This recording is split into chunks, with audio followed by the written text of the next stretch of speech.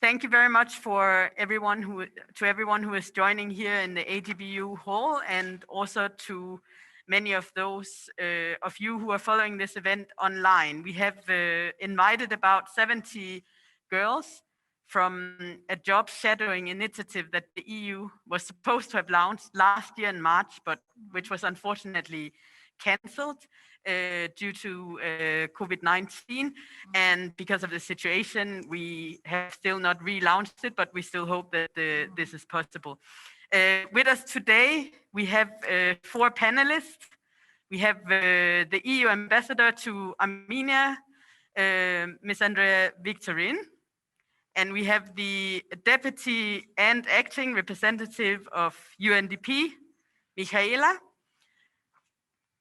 and we have the mayor of Etmiatsin, Ms. Diana Gasparian, and we have the ambassador of Lithuania to Armenia, Ms. Inga Stanies. Okay, good. We will leave it at there. So we just have a little bit of practical information for those of you who are following the event online. So if we could put on the next slide with the connection details, you will be able to see how you can enter your questions.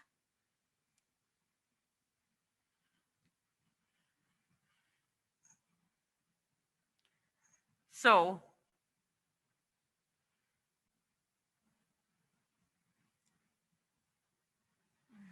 there is a Slido website that you can join the event on.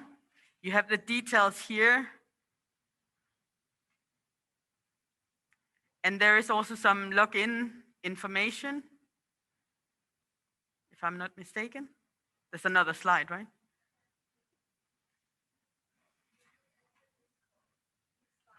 Okay, so you join at slido.com and you enter the code 26568.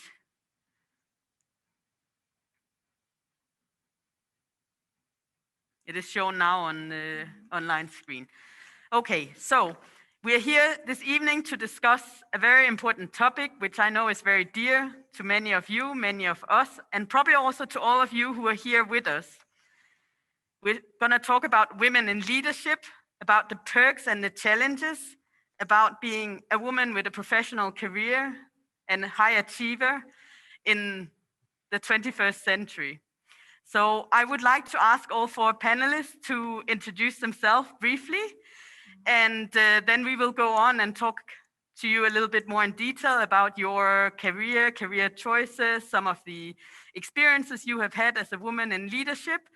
And then we will take it from there with questions from the audience. And I really hope that you will enjoy this and will contribute with interesting questions also. So I think we should ask Ambassador Victorin to say a little bit about herself, share a few welcome remarks, and then we will move on to the Armenian representative, Ms. Diana Gasparian, then Michaela, and then Inga after this. I hope this is okay with everyone. Thank you.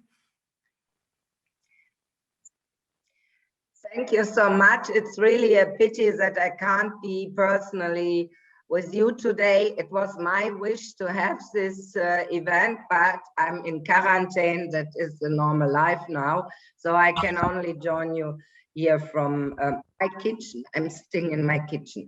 Well, you heard of it. I'm the EU ambassador since September 2019.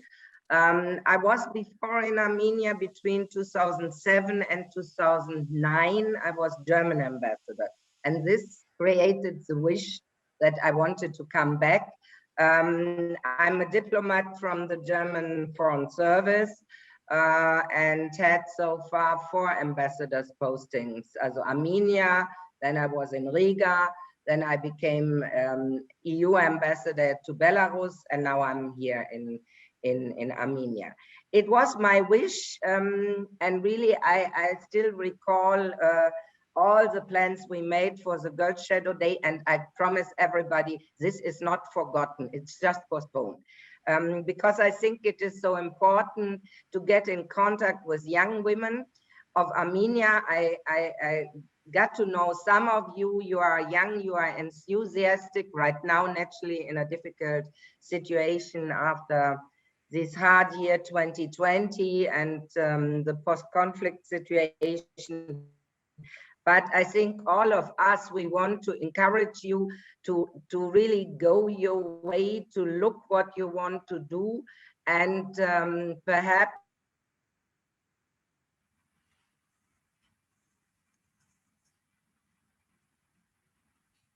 Connection issue.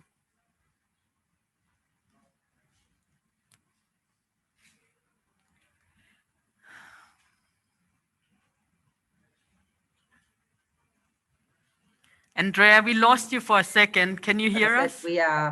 we are open and we are flexible, and we really like to be with you this evening. Thank you so much. Okay.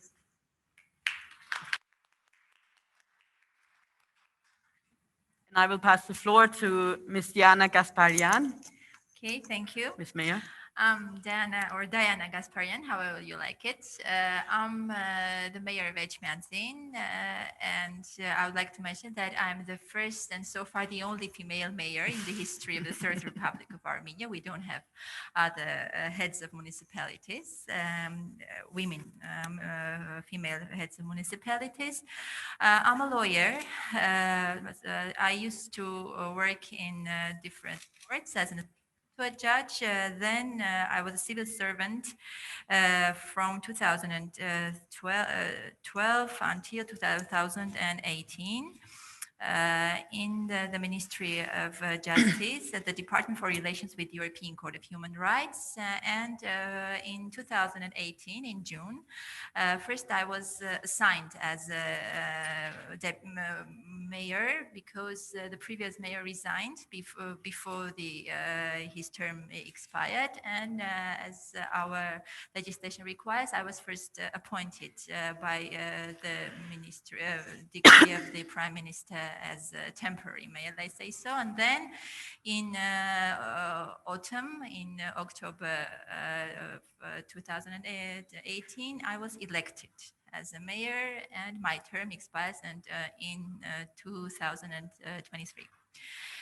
So what can I say? It's always a pleasure to meet young and motivated women, and I will be very glad if something changes in yourself after this meeting, after this discussion, and you go home more motivated, more pleased to be a woman, and more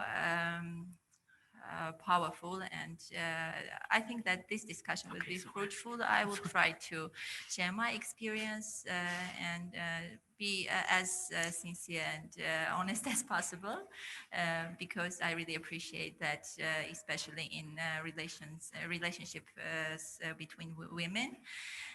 So it is very important that women stand by each other, because in Armenia we have this problem. Sometimes, personally, I notice that women themselves don't believe in other women, and maybe envy, maybe, I know, sometimes are very self with other women. And from this standpoint, such discussions are very useful and very fruitful. I think so. I think that the time will show how our conversation will go. I'll do my best to motivate you. My speeches. Thank you so much. We do know that you're the only So Armenian mayor, and that's also why it's very important to have you here, because it's very important for women also to break these ceilings. And I think for the EU and for the UN, it has also been very important, and we have actually worked together in the past to promote women's role in politics and in decision making, having access to information, having a voice. So therefore, we are very, very happy to have an active politician here I'm today. sorry to Also, interrupt you, and I think that it's very important that we already have a woman as the head of municipality, because a minister or a member of parliament is someone standing over there, sitting over there, whom people don't apply with their everyday problems. But the mayor is the official to whom people go with their everyday problems, to whom they believe in. So it's very important that in Armenia, people already trust in women as a member, head of municipality. Thank you. This is very important also. I will now pass the word to Michaela. Please share with us a few words on your participation this evening. Thank you, Lina. First of all, huge thanks for this invitation. It's really one of those events that I was really looking forward to, but I have to be online, same reasons like Ambassador Victorine. I was exposed to a contact with someone who is COVID positive. But I think, I hope this is just the beginning of a beautiful friendship, as they say in this movie Casablanca, and looking forward to direct interactions going forward. So I'm Michaela. I come from North Macedonia. I started my career, or actually I studied law, similarly like the mayor, mastered in public administration and management of public affairs. I worked in a court for a little while, and then in the Ministry of Local Self-Government in my country. I was deputy head of department. Among other, I was in charge for European integration. So I've been one of those people who have always felt with all my heart and soul the value of the European integration processes, and also had the privilege to contribute to it directly. It was the Ministry of Local Self-Government where I was working. Then I moved on towards international organizations, OSCE first, and then my career in UNDP, where I have been working in the governance era, managing governance portfolios in different places. My last tenure before coming to Armenia was in the Pacific, faraway region. I was the regional anti-corruption specialist for the Pacific region. And now in Armenia, I've had the privilege to serve as the deputy resident representative, and currently in absence of the ResRep, I am the acting person in that role, and very happy to meet you all.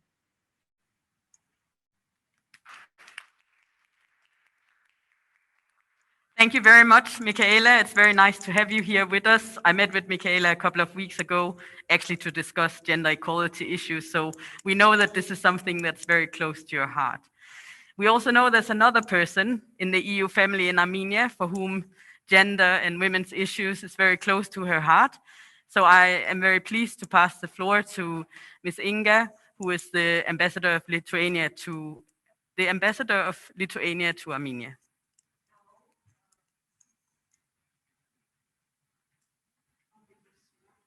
I think you just push the top button.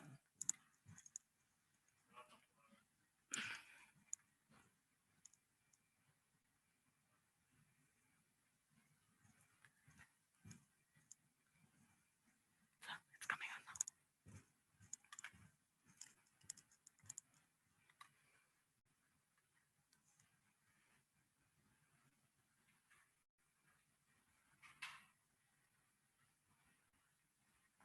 Should be okay. Thank you so much. And yes, I'm really glad to be tonight here. And I'm really glad to see all those young and bright faces. Last year, we've been trying to also actively jump on board when it comes to the EU's delegation initiative to actually organize this project on job shadowing. Unfortunately, it proved to be impossible because of COVID. But naturally, when some doors shut down, usually you find other opportunities to interact and to move forward. So I'm really glad to be here, and I'm hopeful that this is only the start of many more things to come. My own professional background is very similar to that of Michaela, actually. It is directly related to Lithuania's EU accession to the European Union back in 2004. And at that point of time, I was working at the European Committee under the government of Lithuania, which was a central institution tasked with coordination of all the preparatory tasks, programs, and reforms, and reporting as well. And after that, I moved to the Ministry of Foreign Affairs, started in the EU department as well. And with my first rotation to Brussels, I all of a sudden switched to Eastern Europe and South Caucasus, covering representation of Lithuania's interests in the Working Party in Brussels, which was precisely responsible for the EU's Eastern Neighborhood, Eastern Partnership policy as such. So from 2 times I've been to Brussels, posted to Brussels.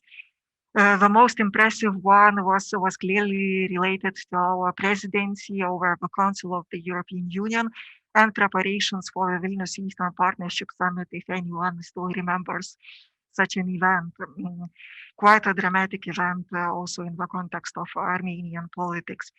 So yes, and then after the second time in Brussels, I got back to the ministry and started to work in the Eastern Neighborhood Policy Department as, first of all, deputy head of it and eventually director of that department. And here in Armenia, I'm really proud to and glad about the fact that this is my first assignment as ambassador, and precisely to Armenia, one of the countries with whom I feel a very special tie and link and interest. Thank you so much, Mr. Ambassador. I suggest that we change a little bit the order as we move along on the different topics, so that we will ask you, each of you, to speak as the first speaker on each topic, and then the others can join with the additional comments and contributions. So one of the first things that we thought would be interesting for you, that we asked the panelists about, is maybe how their career started. You know, how did they decide, maybe while they were studying, maybe as a young girl, that they wanted to achieve something, they wanted to make a difference, and they wanted to be someone. So maybe we could start with Michaela on this topic, and then we will take Ambassador Victorine, and then we will end with you two who are here in present. Would that be okay, Michaela? Thank you.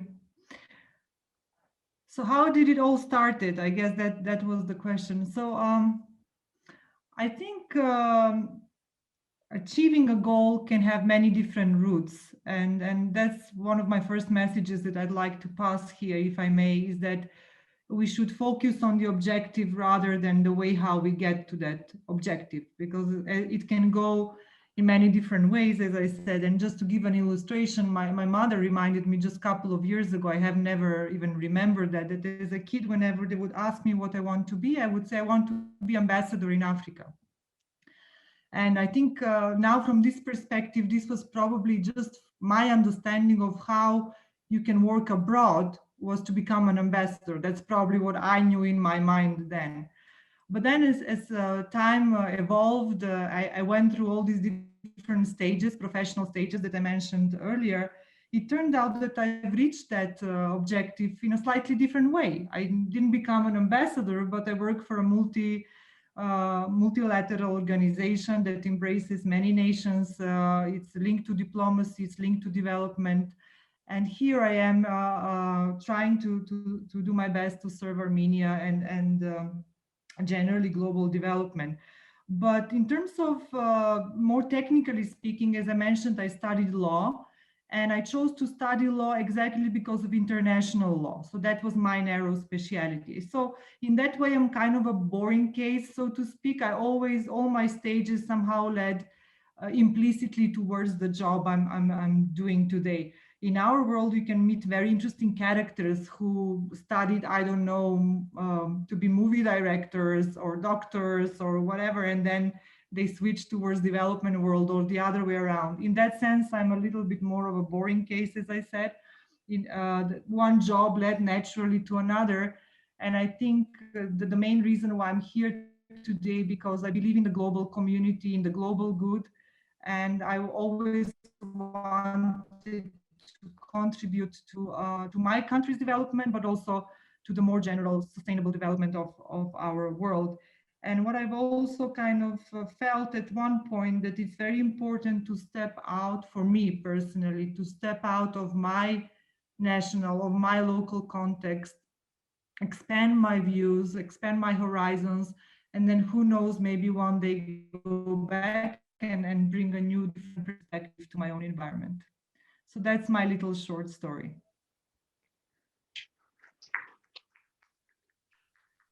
Thank you very much, Michaela. I would like to pass the floor to Ambassador Victorine so we can hear, how did you end up in Armenia, in your kitchen, as an ambassador? Let's say to really start like Michaela, I would say I was not, when I was young and a kid, I had no clear perspective in this direction. Very long, I wanted to become a doctor because my father was a doctor. Then I switched to become a teacher and I studied literature and history. And this is also, I think, one lesson learned. You have to be open and flexible.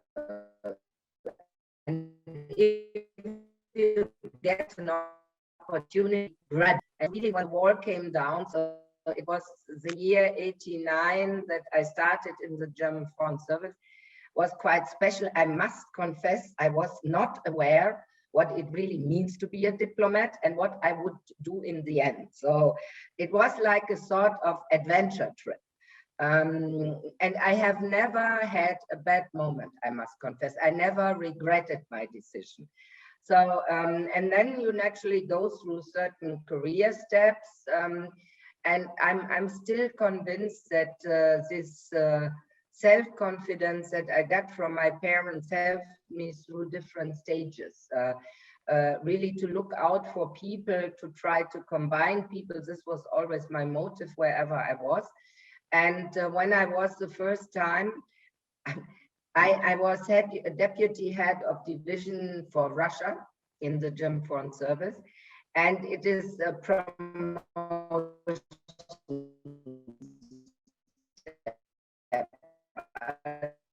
If you can Korean, I thought, what can I do? I looked for something I could apply for where I thought they let me go. Huh? And honestly, at that time, I would say normally women went to rather the difficult postings. So I decided to apply for Turkmenistan. And I drove my environment crazy because I told everybody I will go to Turkmenistan. And I will never forget that my head of personnel department called me and said, yes, Andrea, we know you want to go to Ashgabat, but we thought it's much better that you go to Yerevan. So I ended up here the first time. I fell in love with this country. And then I continued my career, and then I had another situation which shows that you have to be flexible. You can no longer think you start something and you learn it and then you do it until the end of your career. You need to have a certain flexibility. This was when I was ambassador in Riga, and I again got a phone call by my personal director who said, how we thought you are the right person to apply for the European service. Because a certain number of national diplomats also serve in EAS. So I thought it over. I thought it is a challenge, interesting one. And I applied at that time both for Armenia and for Belarus. And the wisdom of my colleagues sent me first to Belarus, and then I applied again, and so I'm here. And I'm extremely happy. And my motivation is really that I want to help to overcome this crisis and really to give opportunities, especially to young people, to see perspective, to develop ideas, and to have a better life in the end. So that's my little story. Thank you so much, Andrea.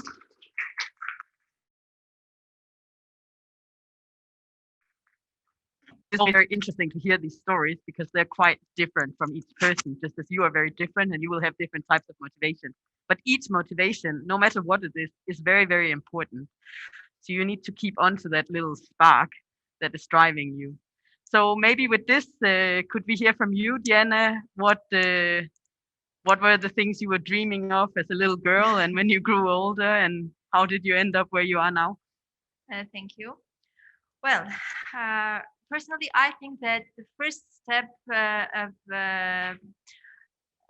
becoming an independent and successful woman is choosing your profession.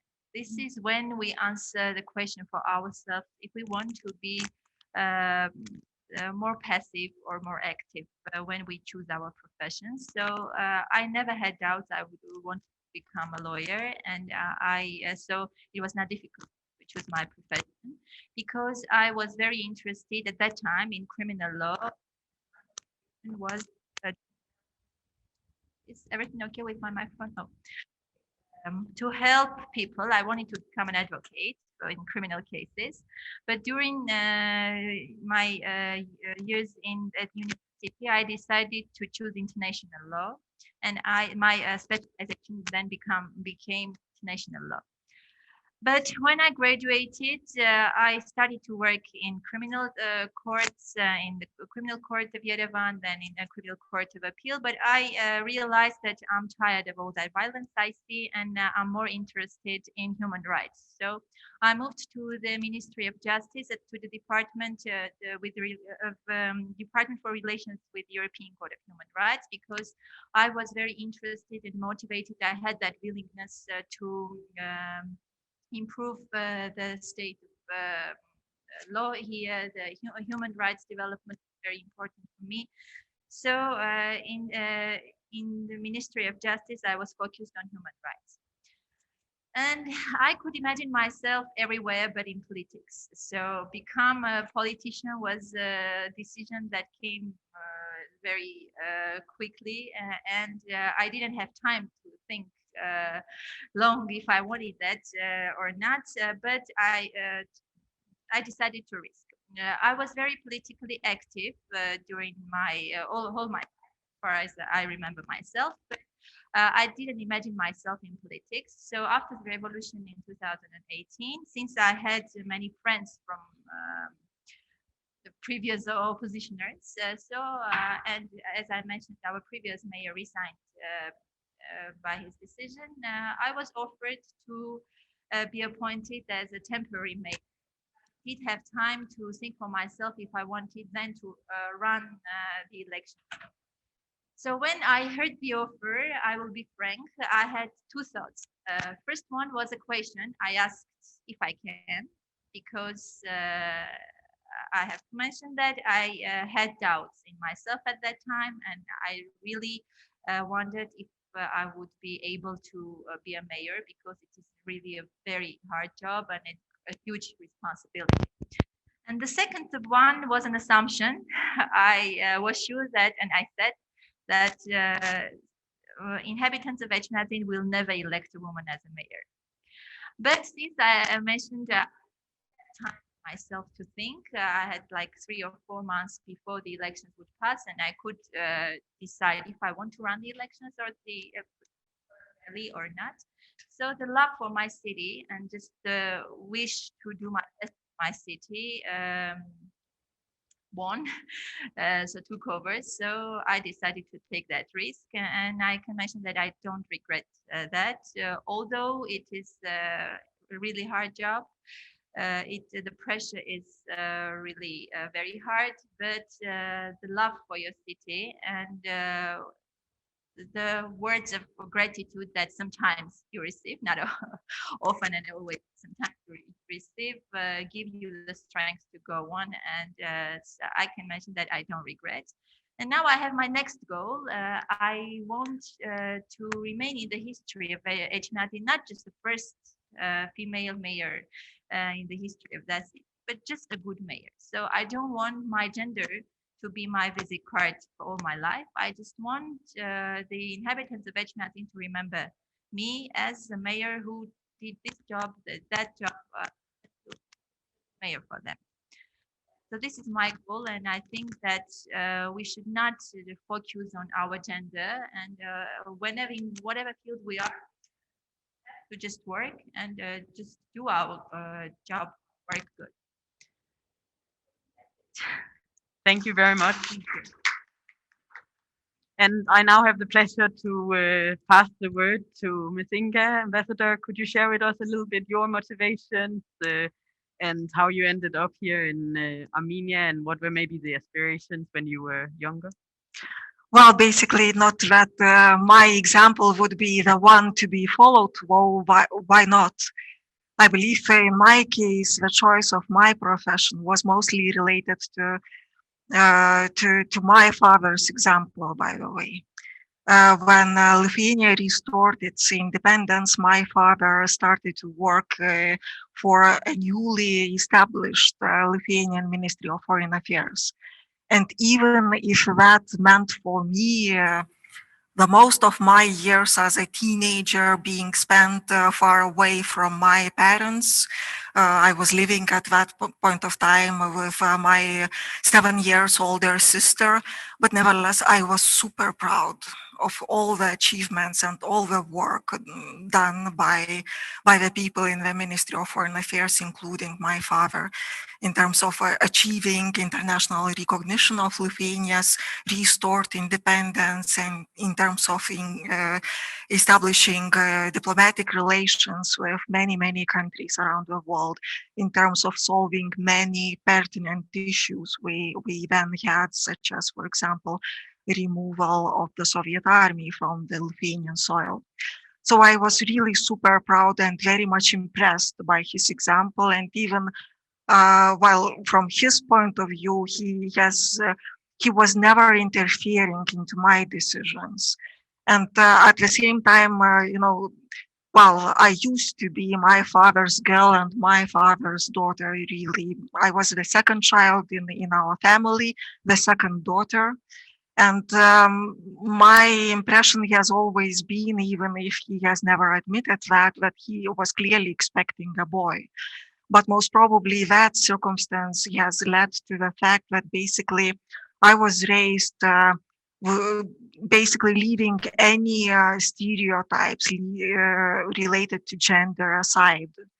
My father was taking me, bringing me along to everywhere, to the construction shops. He was building himself a summer house, and somehow I was trying to do my best to actually, to best of my abilities, to assist him in that respect. So I was raised with a very clear sense that basically I can do anything and I can become anyone. And at the same time, we have a very clear example of those first diplomats Lithuania restored Lithuania. Yeah.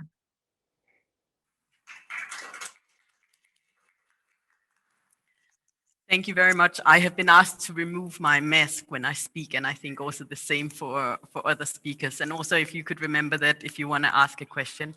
We just wanted to remind those that are following online, because we know that there are some who have had some difficulties in signing in. Could you please put the slide on with the access code?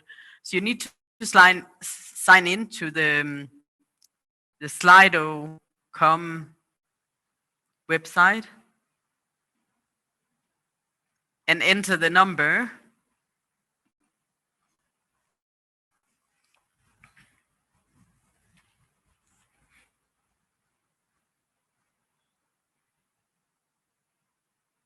It's coming now.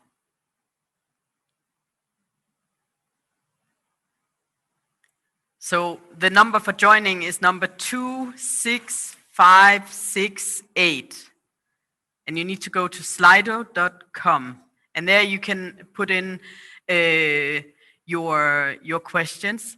So I think, should we take the two first questions now, or should we go a little bit further? Maybe we go a little bit further and then we will start taking some questions. Good. So now that we've heard a little bit about how your career started up, and I could very much relate to your story, Inga, because as you, my father actually had a son, but I don't know if I was the oldest, so I was also dragged to construction shops. He was a farmer, so all kinds of farming events and tractor testing, and I don't know what repair shops for. That was very oily and stinky. But anyway, it has learned me to deal with a lot of different unexpected situations, and I don't think there's very much that can bring me out of course. But what we would really like to hear from you now is, what are some of the challenges that you have encountered in your career? Because we often hear, and I was very happy that you said what you said, that it's not necessarily about being a woman, but about being good in what we're doing. And I do believe that there's not very many women that excel in their career without being very good at what they are, but very often it's their gender and not so much what their abilities and skills and capacities that are noticed. So it would be interesting for us, I think, for all of us to hear what are some of the challenges and obstacles. Maybe if you have a anecdote or a story to share that could be interesting also, but you're also welcome to talk more generally about what you think are the challenges and obstacles still today in 2021 for women to achieve their goals. So should we maybe start with you, Inga, this time and here? Okay, well, basically, maybe I'll start by telling a story which was a real one, but today it sounds like an anecdote. Basically, the very first encounter with gender-related stereotypes by me was when I first tried to actually apply to the Ministry of Foreign Affairs of Lithuania. Because my goal, I was quite an ambitious girl, and I wanted, because I was also very passionate in terms of my academic career about the Eastern Europe and Central Asia and South Caucasus as well. And basically, I knew very well which department is of special interest to me. And at that point of time, I actually successfully passed through the procedure of selection to the ministry. I even got several proposals from different departments. One was related to Latin America, but I decided I don't know anything about it. Clearly, this is not the first choice for me. Then another department was the EU department, but at that point of time, I was already working at the European Committee, and I felt that this was the institution to work on Lithuania's EU accession, if to work in this respect, in this field. So I clearly knew that I want to get to the department, which at that point of time was called Eastern Europe and Central Asia Department. And basically, whenever there was a meeting of the selection commission, and then basically when I disclosed this dream of mine, all the men, because everyone present were men, basically started laughing and saying, you know, no girl will work at that department unless she wants a position of a secretary to prepare coffee. At that point of time, you know, the explanation I was given was, I mean, today it sounds really ridiculous and absurd. Basically, they told me that to cultivate relations with Eastern neighbors of Lithuania, you must bear heavy levels of drinking. And as a girl, you cannot do that. So basically, and that was it. At the end of the day, at that point of time, I decided that, okay, I'll stay in my position at the European Committee, which was at that point of time a very modern, Europe-oriented, very equal in terms of also a gender equality institution, very much forward-looking institution. Well, the story I told you about has taken place 23 years ago. 17 years later, I was not only working at that department, but I was director of it. And by that time, more than half of the staff of that department was female. So things change. And when I'm talking to daughters, actually, I'm telling them that the most important thing is to dare to dream, actually. And sometimes certain things happen even, without active planning and active efforts on our side. Because I gave up on the Ministry of Foreign Affairs after this not very pleasant encounter, the very first one. And then I simply continued with my work, and the work which I very much value today, and especially today, because it gave me not only a theoretical knowledge, but also a very practical understanding on how much Lithuania gained, how dramatically it has changed, on how much effort it has costed, but at the same time, how significant are the benefits of all the process of Europeanization. And I do believe that this process of transformation and modernization has reached the Ministry of Foreign Affairs eventually as well. So basically, those stories which were very real at that point of time today, they really sound very, very absurd.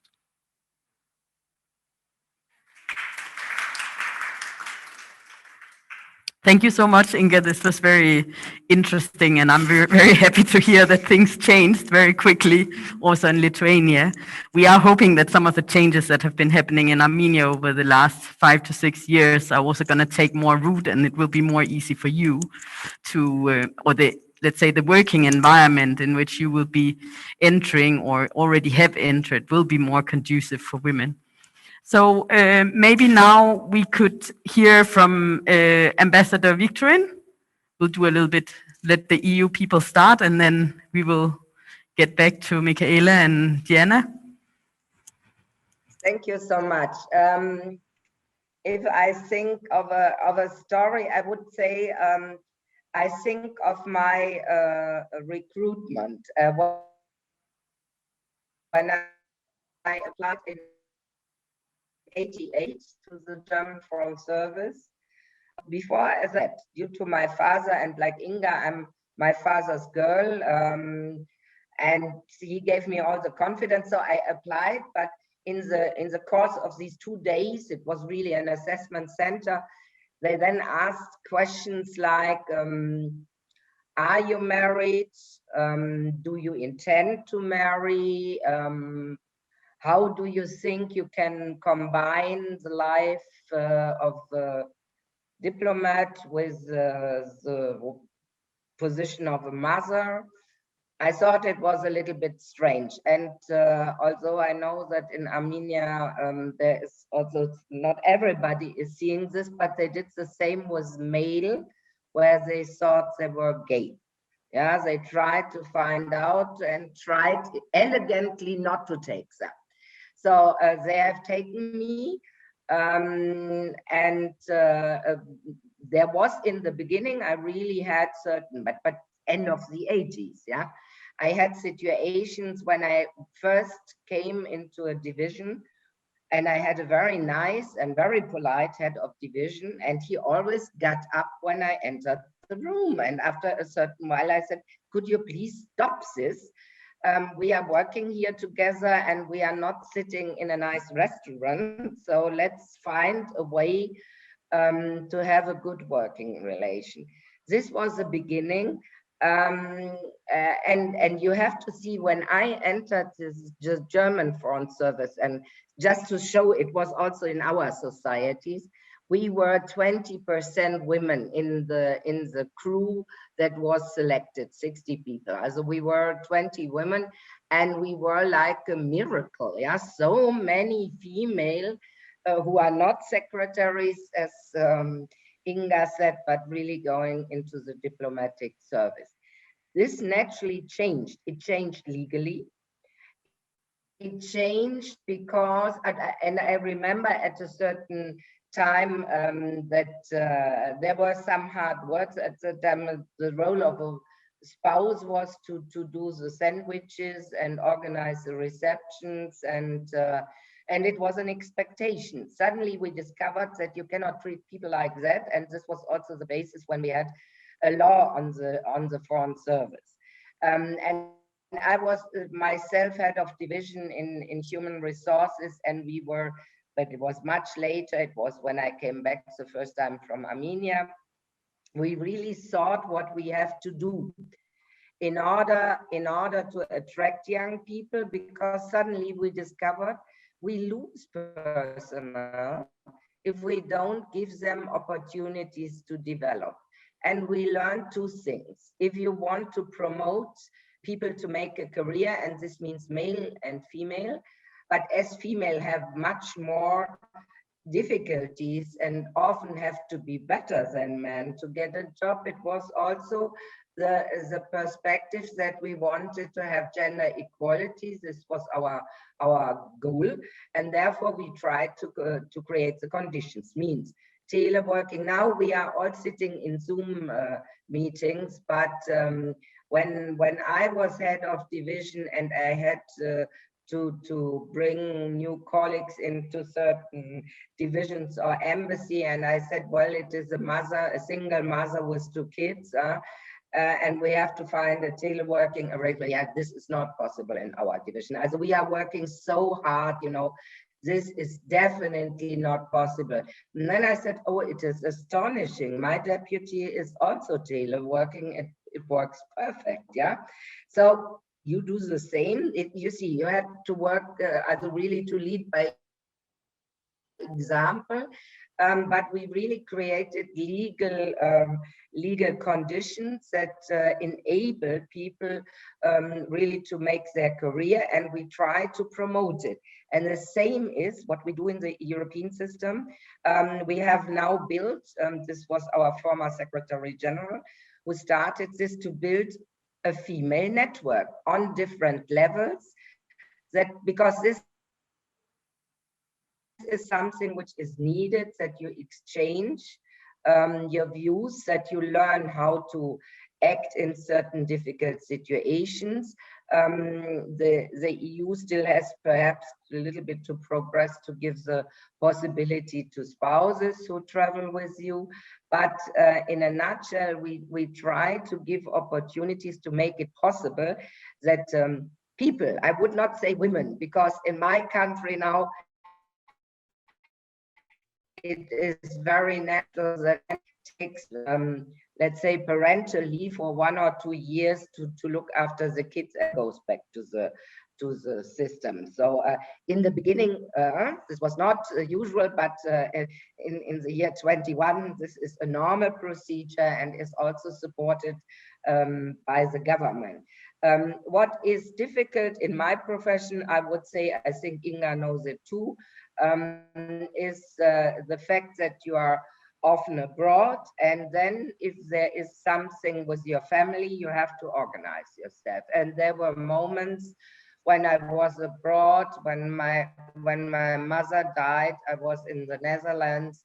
They called me and I came half an hour late. So, but this is something that could have happened if I would have worked in another German city. So, but naturally, the fact that you are abroad can bring challenges also to the family life.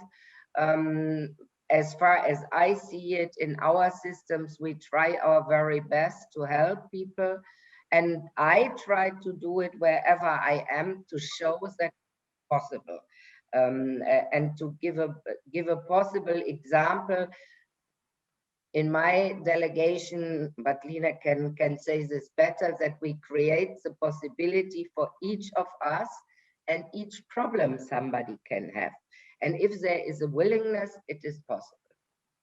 Thank you. Thank you very much, Andrea. It is very true that Andrea is probably the best boss I have ever had. She is extremely understanding. I know it's probably shared by all. I know it's shared by all of my colleagues. I don't need to say probably, because it is shared by all my colleagues. She is very understanding, very supportive, and we also want to deliver good work for her. So she is well equipped for the meetings she has, and she is a good representative for the EU here. So I think it also goes a little bit hand in hand. There were a few.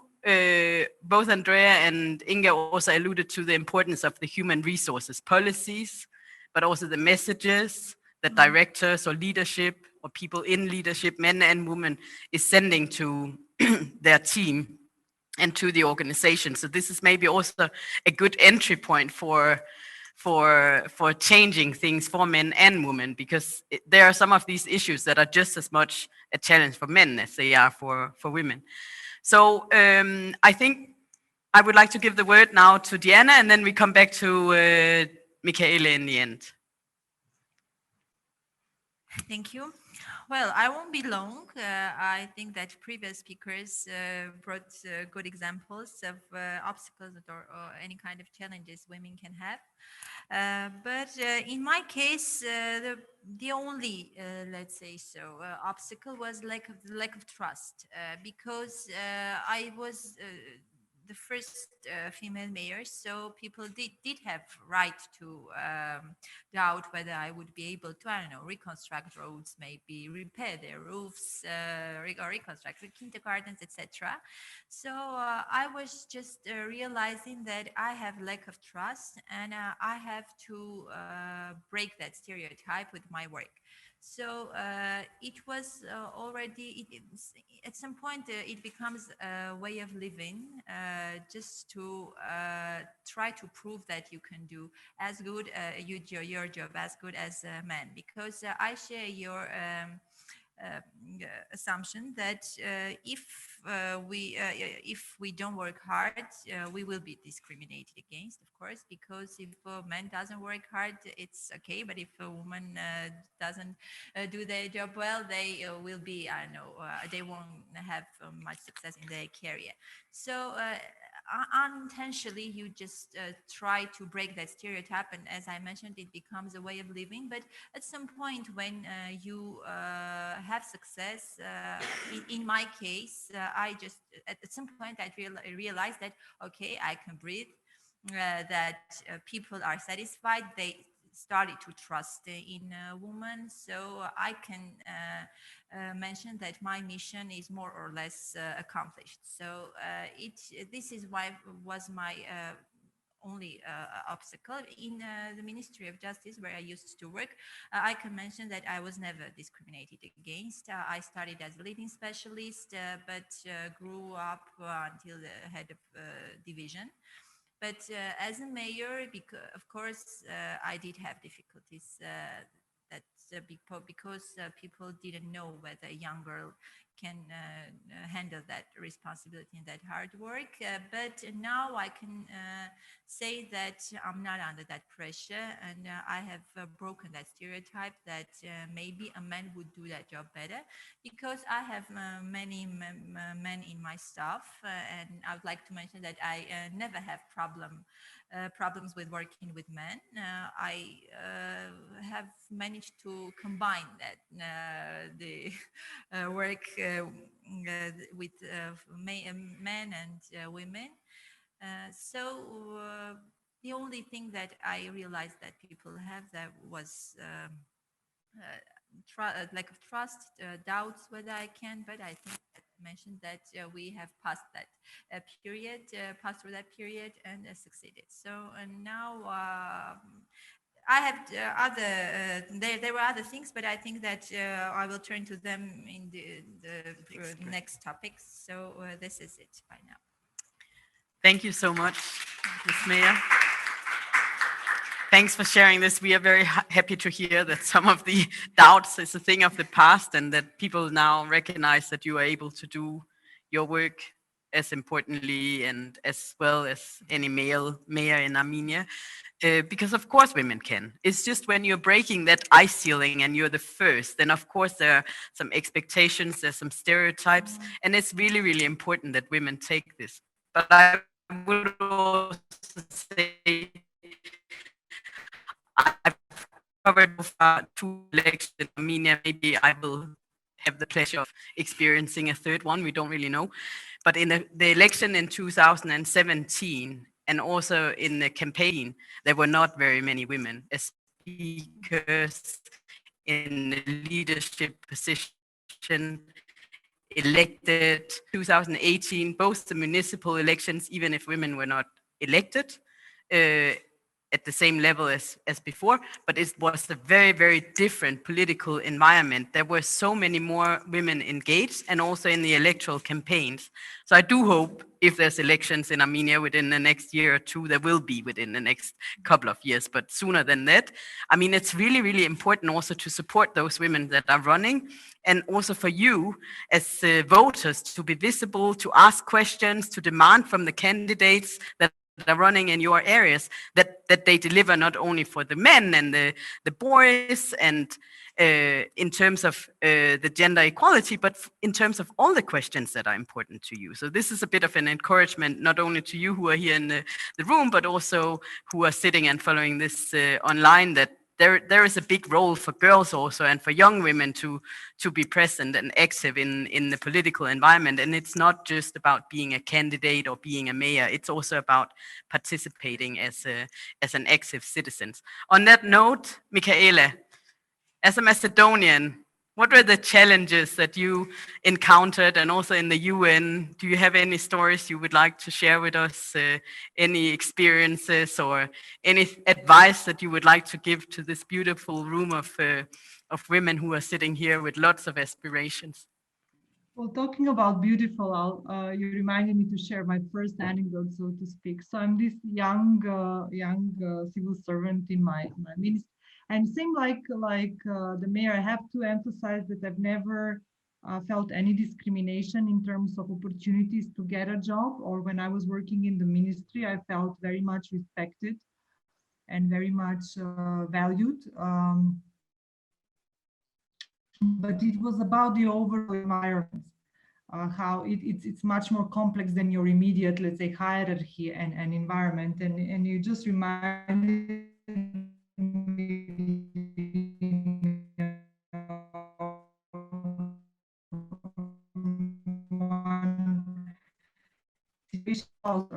ministry came back from international, and I'm like, excuse me, maybe somebody would like to say hi to that smart girl.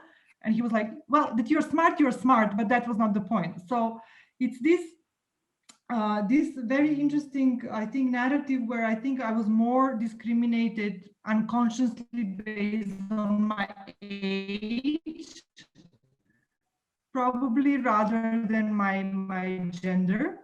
How you perceive those elements of challenges and discrimination. It's whether you manage to keep your head above the surface. And I think that's important, because I believe that we are probably our own worst enemies in some ways. Of course, that has very good reasons in terms of the sociology and cultural dimensions and everything. But in my experience, and this is where I still catch myself in these situations, is that I think many women in leadership roles have this imposter syndrome, if you know what I mean. So we feel that we deserve the job, that we are doing it well, but sometimes you wonder, maybe I'm just lucky to have it. Maybe I'm just simply lucky more than others. So that would be one of my lessons learned, and also my messages, that we need to really work hard to, so to speak, exterminate that imposter syndrome, because there is no reason for any of us collectively or individually to believe that we are somewhere by accident just because we were lucky or just because there was a certain quota. We spoke a lot about quotas now, and I think we will continue speaking about it as one very necessary instrument for awareness raising and for setting certain thresholds. But I hope that this is, for most of us, it's not at the same time this mental barrier that we are only there because we are women. And as the mayor said, I would like to be remembered as somebody who did their best to do their job and to serve the people of Armenia or wherever I am, not as a woman, but as a person who just, did a good job, or at least tried to do a good job. So that's one thing. Another thing is in terms of discrimination, and again, I think it's a very unconscious thing. It's about the power of your voice. And I think we hear a lot of anecdotes about that, how when a woman says a certain thing, it's heard differently or is not heard at all. And you have to repeat yourself several times or ask a man to pass the same message. And with my international experience, I can say in some cultures, that's a stronger element than in others.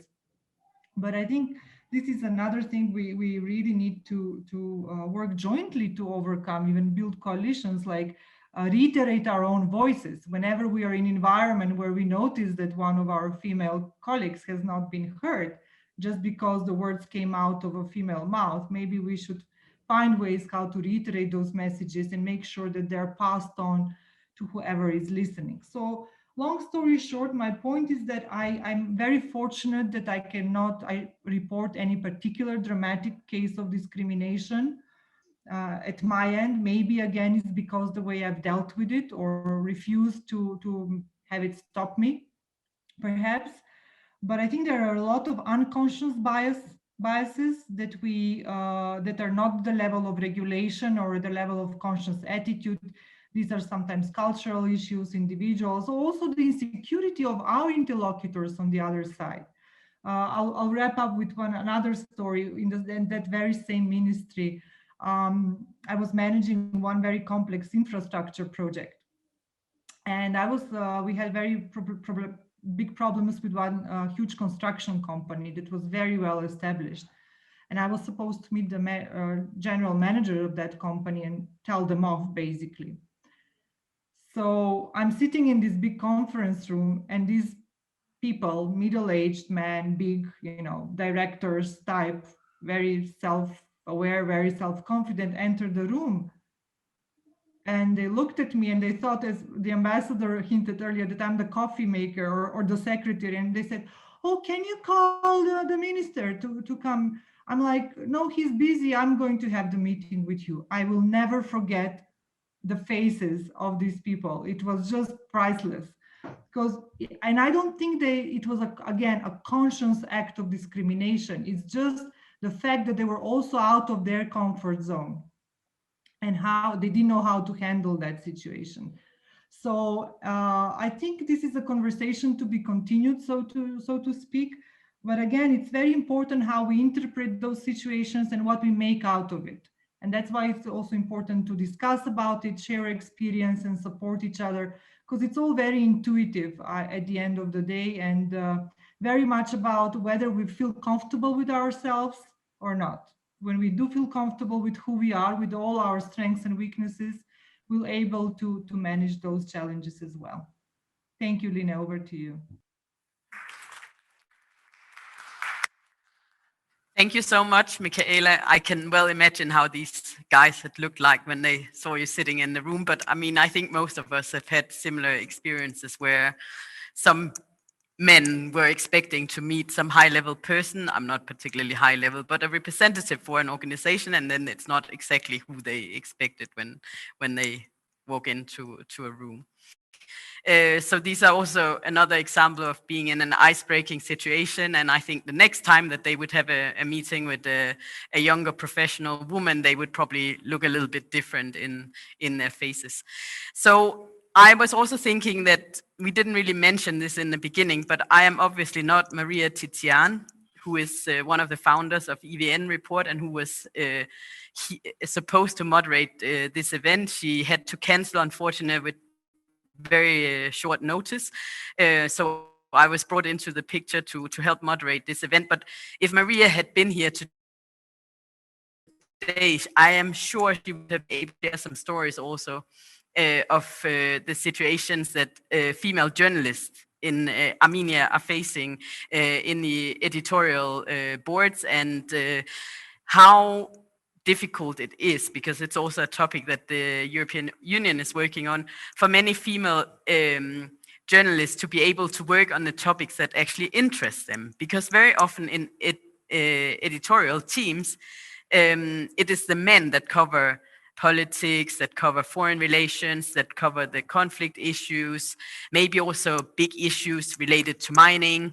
But I think Armenian female journalists have also shown the last 3 to 4 years that they can cover these topics just as well as any male journalist. And one of the examples is some of the female journalists that covered some of the mining issues and pollution issues. They have really done incredible stories. We also know that on some of the anti-corruption stories and some of the political news, that we very often see the names now of female journalists. And I think that this is really important also, that female journalists become presenters in the TV rooms and in journalism in general, in the becomes the voices in the of radio presenters, and also writing on topics that is of general interest and are also considered some of the more important issues in the news stories.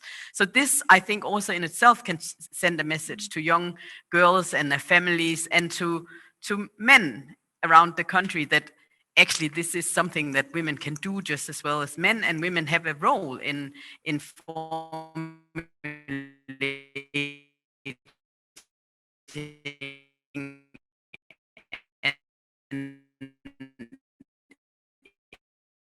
in, and this is more around the leadership in itself, and whether female leadership differs from male leadership. So I would like to maybe hear from you, what is your thoughts on this? Do you really think there's a big difference between how a woman would lead a team or an organization and how a man leads a team? So maybe, Diana, should we start with you? You look very eager to answer the question, and then we will take maybe Inga and then the two online representatives after this. Share my experience, as I always do. I think that it is at some points even easier for women to be a leader than for men, and I will tell you why. For example, in small towns where almost everybody or know everyone, it is always more difficult for a man than for a woman, because as I understood during my career, the short career, political career, one of the most important things you have to know is to say no. Because people come with their different problems, with their different issues, and they always ask something, and they always want something, they always demand something, which is not always right, which is not always legal even. And it is easier for women to say no, because we are more independent from that standpoint, because we men in Armenia have many friends, their friends have friends, and it is always easier to impact a man to for them to be under pressure than for women. In Echmati, for example, although it's the spiritual center of Armenia, but unfortunately, it is also a rather criminal city. I know it may sound strange, but that's it. And I have heard thousands of times that in this period, when we are living the era of changes, this different period after the revolution, it was the best choice to have a woman as a mayor, because men would be more available for different not good things and legal things. So I think that it is easier for women to be independent from different pressures, different kind of pressures. And it is easy for me or for a woman who doesn't have her family, her own family, I mean her children, etc. We are more, I'm sorry if I can offend someone, men. I think that we more seldomly get engaged in some corruption schemes than men. Especially when we don't have our family, our children with their needs. It's my case, maybe I'm mistaken, but women are more refrain from such schemes. And from that standpoint, again, it's a benefit to be a woman as a leader. And certain nature is that we have to be a mother. We have that in ourselves, and we are aesthetes. We appreciate everything that is beautiful. And for example, when a man builds that and a woman builds that, we on on the appearance, on I don't know, flowers, on green, on different things on which maybe men don't focus. So for Amaya, I think it's a good example. Is a good version to be a woman because, as I already mentioned, a woman is more careful and more appreciates aesthetic part of things. So, and it is very useful for a city for which has different problems. So I can mention these benefits as a female leader, and of course, it's not a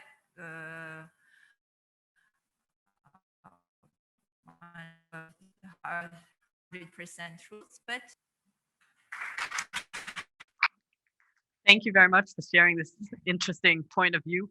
I have actually met quite a lot of corrupt women. I don't want to go into more details, but I think you have a point in terms of, let's say, the environment you were stepping into, that this could have made a difference and made this interesting for you. But I think on the overall level, I think also it has to do with whether you have access to control resources, and some women do have access to control resources. Miss Inga, would you like to share a little bit from your point of view? What Well, you find basically, maybe different? I'll start by rectifying a bit Lithuania's reputation after my answer to the last question. Actually, just talking about the leadership in female leadership in Lithuania. Well, basically, by now we used to have a female president for 10 years for 2 full terms, twice female speakers. At the moment, we have a female prime minister, and we have half of ministers, yet again, female at the moment. So the progress has been huge. At the same time, of course, a lot still remains to be achieved. First of all, to make sure that these changes are sustainable, because at the moment it depends very much on the governing coalition, because we have a tradition of coalitions in Lithuania. To what extent they focus on human rights, on equal opportunities, on inclusivity of representation as such. So, but talking about actually different virtues of female and male leadership, I would actually, maybe I will not be very popular, but my impression is that those depend mostly on the individual qualities of each person, not so much on the gender. And yes, there is a tendency to believe that female female leaders, they are more sensitive. They have this higher degree of integrity. Maybe they tend to listen first and to speak last. Maybe they are more consensus oriented, but yet the current Prime Minister of New Zealand, who has raised empathy as the highest virtue of political leader. So basically, there are a lot of about Lithuanian political leaders who are ladies. They are all very, very different, and at the same time, I must admit that quite a significant number of them are single. That's another part of the story. Thank you very much. Let's ask our panelists who are joining us from a little bit further than this room. Sorry, I could hear myself in triple. I will start over. Let's ask our panelists who are joining us from afar. Andrea, would you want to go first, and then we can turn to Michaela after?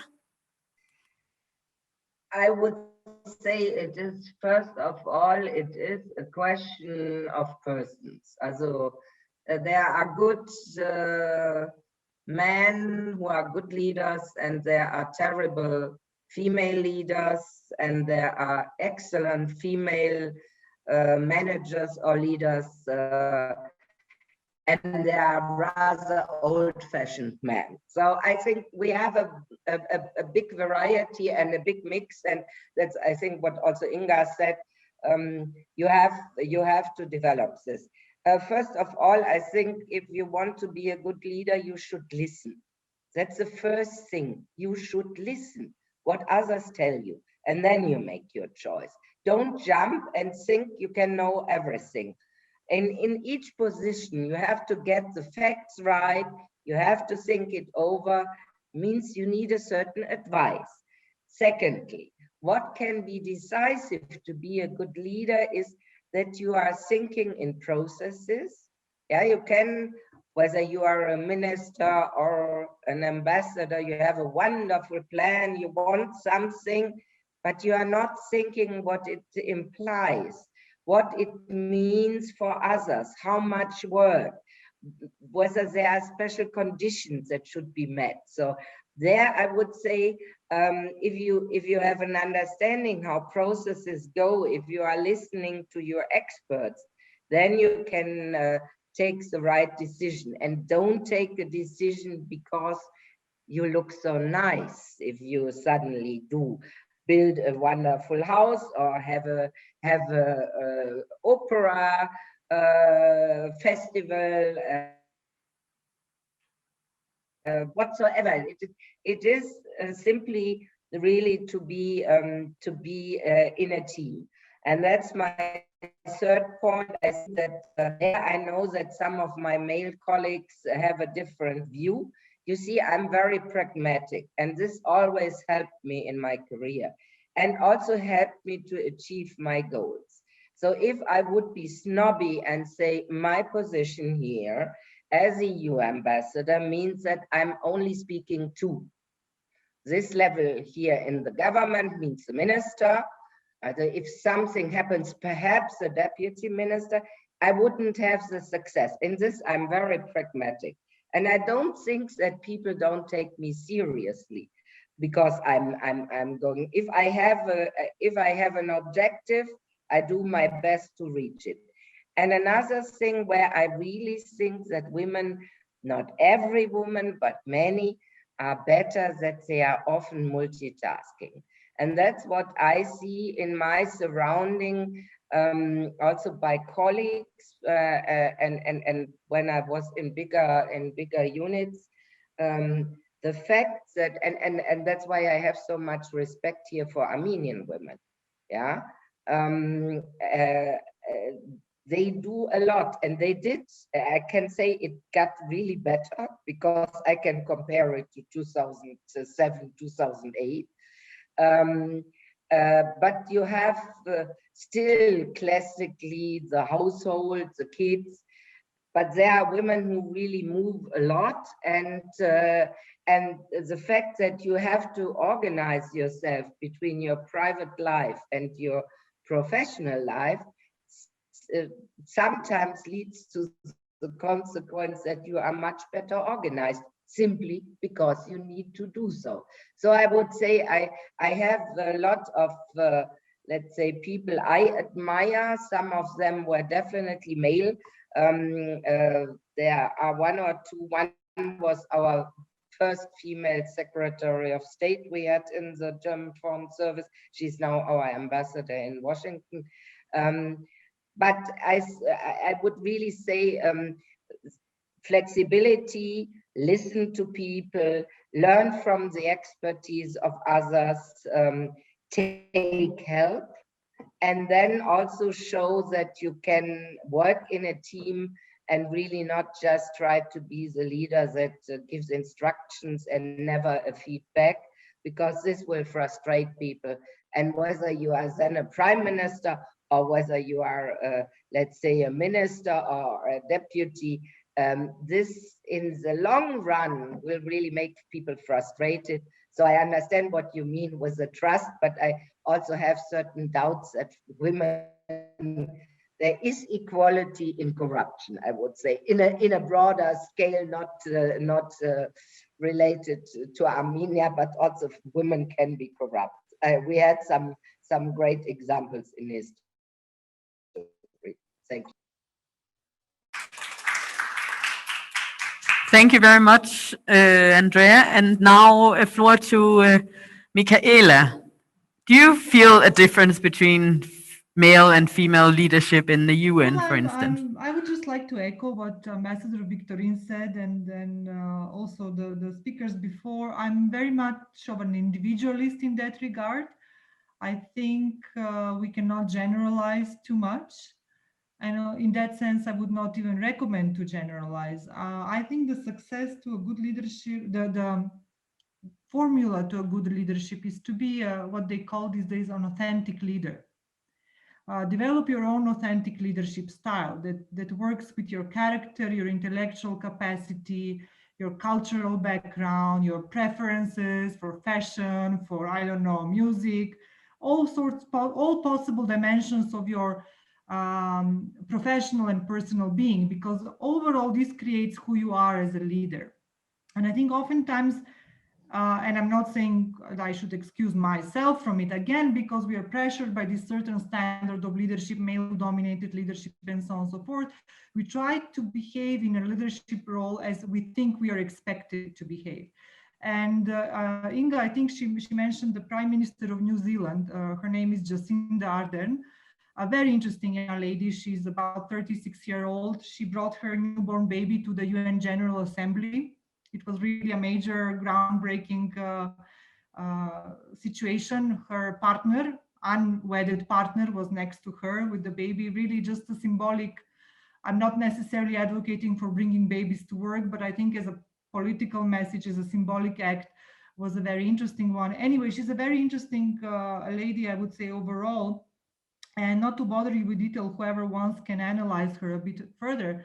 But there were several events in her country and she reacted in very unusual ways. She was very empathic, she showed compassion, she cried, she hugged. And then there was a strong criticism that she's too weak.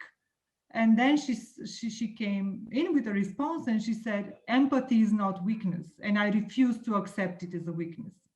And that's one of the messages I would like to share for all of us.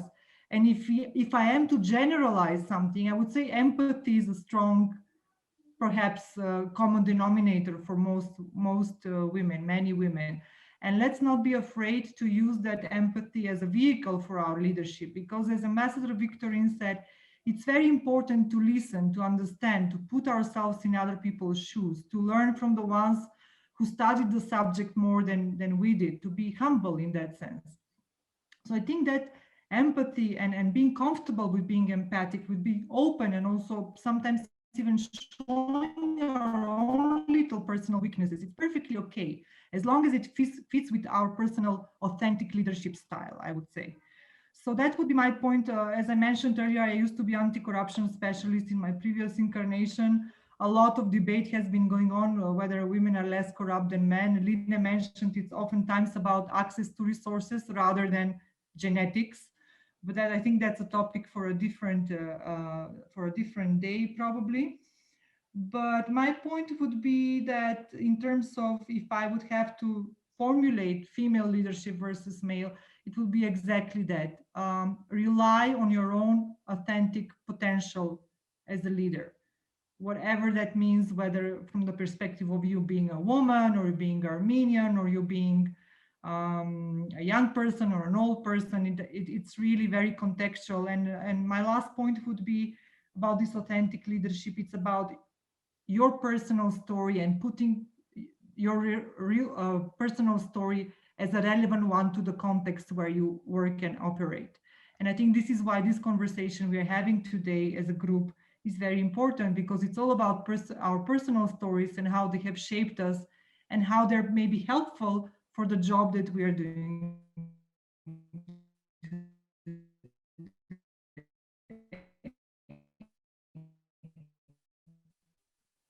Very interesting. We have already been here for an hour and a half, and we would like to also respond to some of the questions that you may have here in the room. So maybe just one final question to the panel. This is maybe one of the key questions for many women also when they go into whether to pursue a career. I think also that's the question that comes from many of their family members.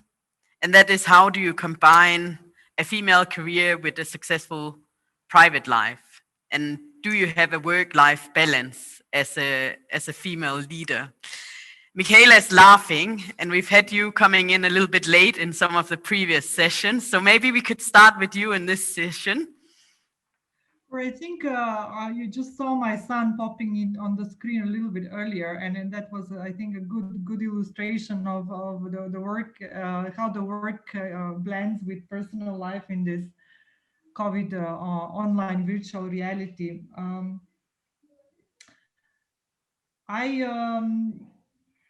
First of all, I think it's very important that we do not fall under any stereotypical expectations, as Ambassador Victorine was saying, of what is expected from us. It is only expected what we want to be from us. If we want to marry, we marry. If we don't want to marry, we don't marry, and so on and so forth. And in my case, I got my kids relatively late. I was 36 when I had my first kid. And I'm mentioning this because I had spent substantive amount of my career already as an individual, me, myself, and I type of situation. And then the kids came, and there was the hardest thing for me, and I think it took a couple of years for me to get used to it, is that I'm not necessarily on top of things as much as I used to be. I was this high achiever, always, challenging myself, always have to be on time with everything, and super responsive. And then you reach a point where you just can't.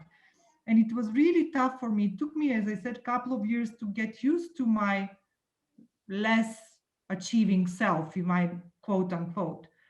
And then I had a chat with a colleague. By the way, she in the last elections, she ran for Congress. She's American. She was my colleague in UNDP, and we were chatting one day.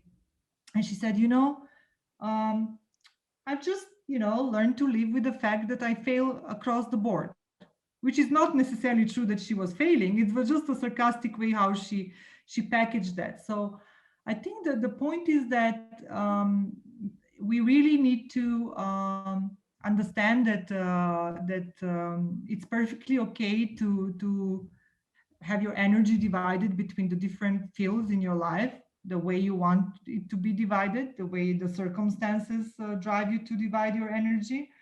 And it's important to not let it get into your head. As I explained, it took me a while to really kind of deal with myself in my new version.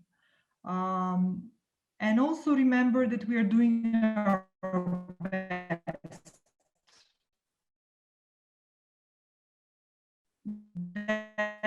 That's what counts. But more conceptually speaking, and this is what COVID brought to the table, I think, very prominently, is this, debunking the myth about work and life balance through online work. It's very interesting how actually the work has doubled, and women particularly speak in that regard, when your work life and your private life happen in one space. So it's really important, structurally speaking, and for all of us working in development world and with mayors and governments, all of us together, to start considering what's the ecosystem that will enable women too much to have these multiple roles, so to speak. Do we have kindergartens that can take care of the kids while the women are working? Do we have other support networks, and so on and so forth? So in that sense, I think it's really critical for us to be not to self-pity, if I may say so, but at the same time be very conscious and very bold when we talk about restrictions. Just I don't know if the mayor of if the mayor of Echmelsin would agree from her personal experience, but you often hear that, we would love more women in politics, but they're just not interested in this job. Well, I'm not that sure that they're not interested. My question is whether they feel enabled and empowered to be part of that discourse, and whether they have those support networks to help them with managing family and kids and so on and so forth.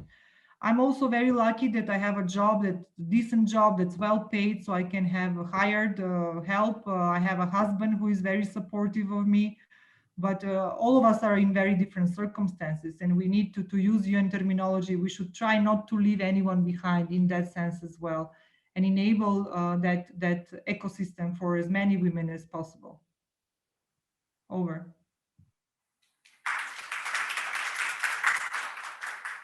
Thank you very much, Michaela. On that note, you asked more or less direct question to Ms. Diana Gasparian, so maybe we let you ask, how is this for an Armenian woman? What were some of the experiences, some of the questions you have been facing, you know, in your career choices, maybe from relatives, from people around you? Well, I am here the only one who can answer this question as an Armenian woman. So, because other speakers are not Armenian, so is for unmarried woman, and for a woman who doesn't have children and who doesn't have a husband, because of course we all of us knows the difficulties for married women, for women with children. Of course, they there is or even impossible to combine the life, your household, with your children, your husband, and a career. Of course, I would not agree with that, because my mother is a doctor. She's very devoted to her job. She very seldomly, there was a time where she very seldomly spent her night at home, but she could raise us. She could do all the job around the house, all the work around the house. So I don't think that it's impossible and even difficult to combine. But I would like to speak about the challenges for an unmarried woman in Armenia, because it is even harder for such women, because there is a cliche in Armenia that for example, if you are a successful unmarried and young woman in politics, then I'm sorry for this statement, but you have to be someone's lover, or some lover who you in your recruitment. Problem. This is a cliche when with which we live in Armenia, and I'm not an exception. Moreover, I'm a good example of how such women suffer, because during my pre-electoral campaign, my private life was targeted terribly, and all male candidates were focused on my private life, and if I don't know, if a man has a girlfriend or etc., it's not a problem. But in a woman's case, it's always highlighted. Her private life is targeted, so it is really difficult, especially in small cities, to be an unmarried woman in politics. So this is a problem in Armenia. And I have faced that problem. And at some point, although I know that it's not right to live the way we are expected to live, but sometimes you just decide for this period of time or life, maybe not to have a private life, I mean, to put it aside, then to struggle all that gossiping at that period. So now I realize that I have decided this is a matter of choice. I could choose to be myself. I could choose to have my life. I could choose to go to, I don't know, cafes, restaurants with whomever I want, to do whatever I want. But I just realized that I don't have that energy, and I had better pass my term in just devoting myself to my job than to struggle all that. I mentioned again, it's a matter of choice. I could choose to do my, and maybe I would succeed. I decided not to waste my energy on that. So we have that cliche, and sometimes you just realize that if you smile to a person more than once, people make you to some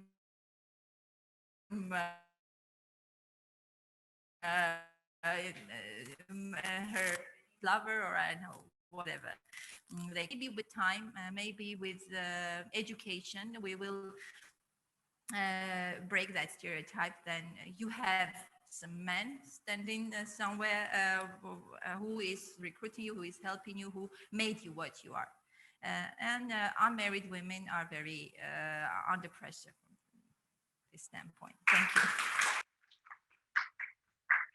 Thank you very much for these insights. I think, unfortunately, in Europe or in many European countries, women in politics are also very targeted in their private life. It's not just something that happens in Armenia. I mean, we see this every time in my country when there's election campaigns. We see it when there's election campaigns for the European Parliament. I think also in Germany now you have very important elections. I mean, female candidates and politicians, my God, the scrutiny they are under from the media. This is really incredible. And sometimes you wonder, I mean, why? Why is this so important to everyone? Is this really so interesting news to read about for everyone? I don't know. I don't find it particularly interesting to find out what is happening in a minister or mayor's or whoever's private life. But some people may find it because otherwise these stories would not be so dominant, unfortunately. So maybe just to wrap up, Inge or Andrea, do you have something to share on this topic? Andrea? Yes, I would. I go back to Michaela and say we should not generalize, and each of us has to find a way.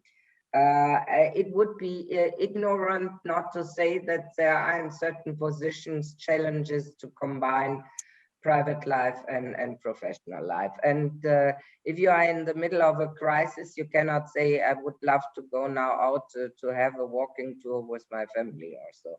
And this you have to know, and this you have to cope with. I would say the environment, if possible, should make it possible that you can have it.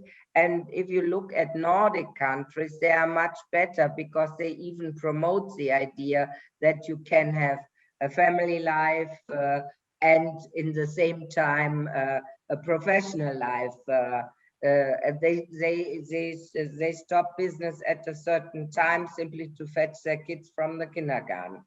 And I join the understanding that rumors are difficult. I think, again, whether you are married or not, I think is not the point.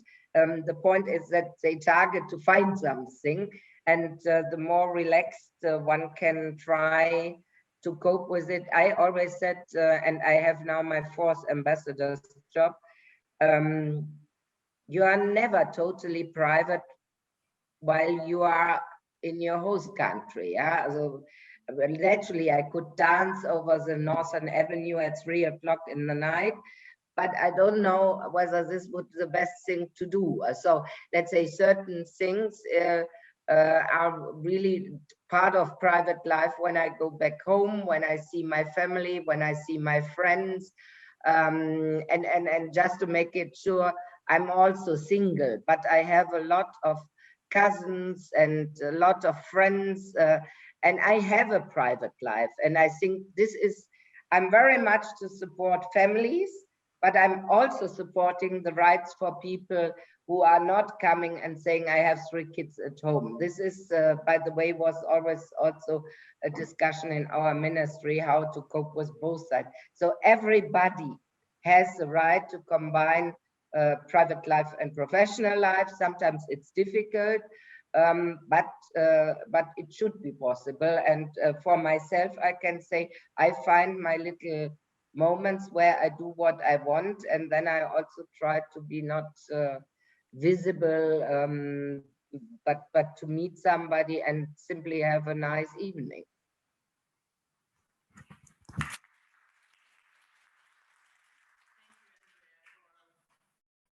Drawing the attention to the right of the private life for anyone. It's actually a universal human rights, the right to private life.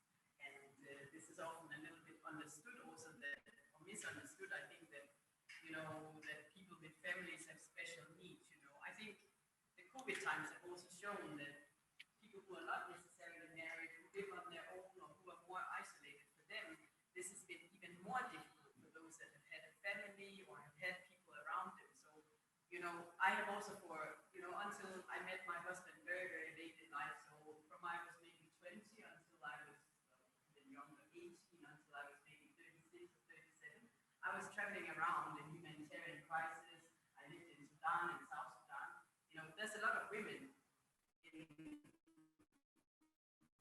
humanitarian aid and world and in diplomatic service because I believe that women are stronger in these situations. There's not so many men that are attracted to these type of careers and traveling this way on their own. But there is also another side of the medal. There's a lot of loneliness. There's a lot of maybe worry about the future. There can also be that you're doing so many things on your own that sometimes it can feel a little bit difficult to bring other people into your life, in particular closer into your life and adapt to it. So, I mean, I see your point also on the difficulty for a young single person in Armenia, in particular a woman in leading a political career. So, I mean, yes, we all have challenges in our private life. Inge, you have the last word on this topic. Well, basically, as somebody with 3 children has been mentioned, so basically this is about me, and definitely this question on combining both private and professional is a very difficult one. I feel like I'm struggling to find the right answer every day. And yes, this feeling also of guilt, of being actually torn apart by, from one side, the guilt of not paying enough attention to your kids, especially who are of age of teenagers, and your responsibilities at work. It is most probably unescapable. What is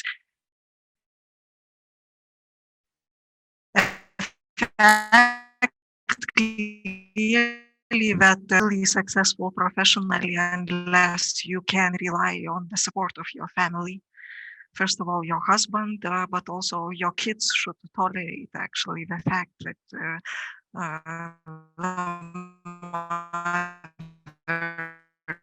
is constantly away and they are willing to share their story about this. So, I mean, this is a challenge, but at the same time, I very much agree that this is also the source of strength.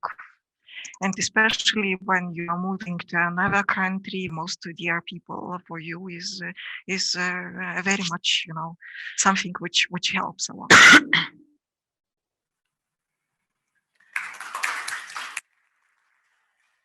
Thank you very much. We will now turn to the question and answers questions. I think we already saw a couple of questions before. We've discussed quite a lot of topics, but now we're really interested in hearing from you in the audience and also those that are following online. I mean, what are your, there's a lot of questions already for. So should we take a couple of these from the screen? You want to take a couple from here, from the room. So is there any of you who have a burning question you would like to ask? Then put up your hand and we will bring you the microphone. So there's 2 people. We would like you to just maybe briefly I think we... Is there a microphone in the room? Okay, so can you maybe use it next to the microphone? So you stand up behind the microphone, and those who want to speak, maybe just stand up with a little bit of distance. You can still stay here, and then we will take your comment later. Maybe if you take off your mask, then we can hear you a little bit better. Thank you. So if you could say your name and maybe your age and what you do or what you're interested in, and then ask your question. Okay, thank you. I'm Lilith Sofian. I'm a young European ambassador from Armenia. I come from Lorraine region. And I would like to ask my question to all speakers. So do you think? What kind of skills and characteristics should a young woman have to become a good leader and to have enough confidence to take a risk of leadership?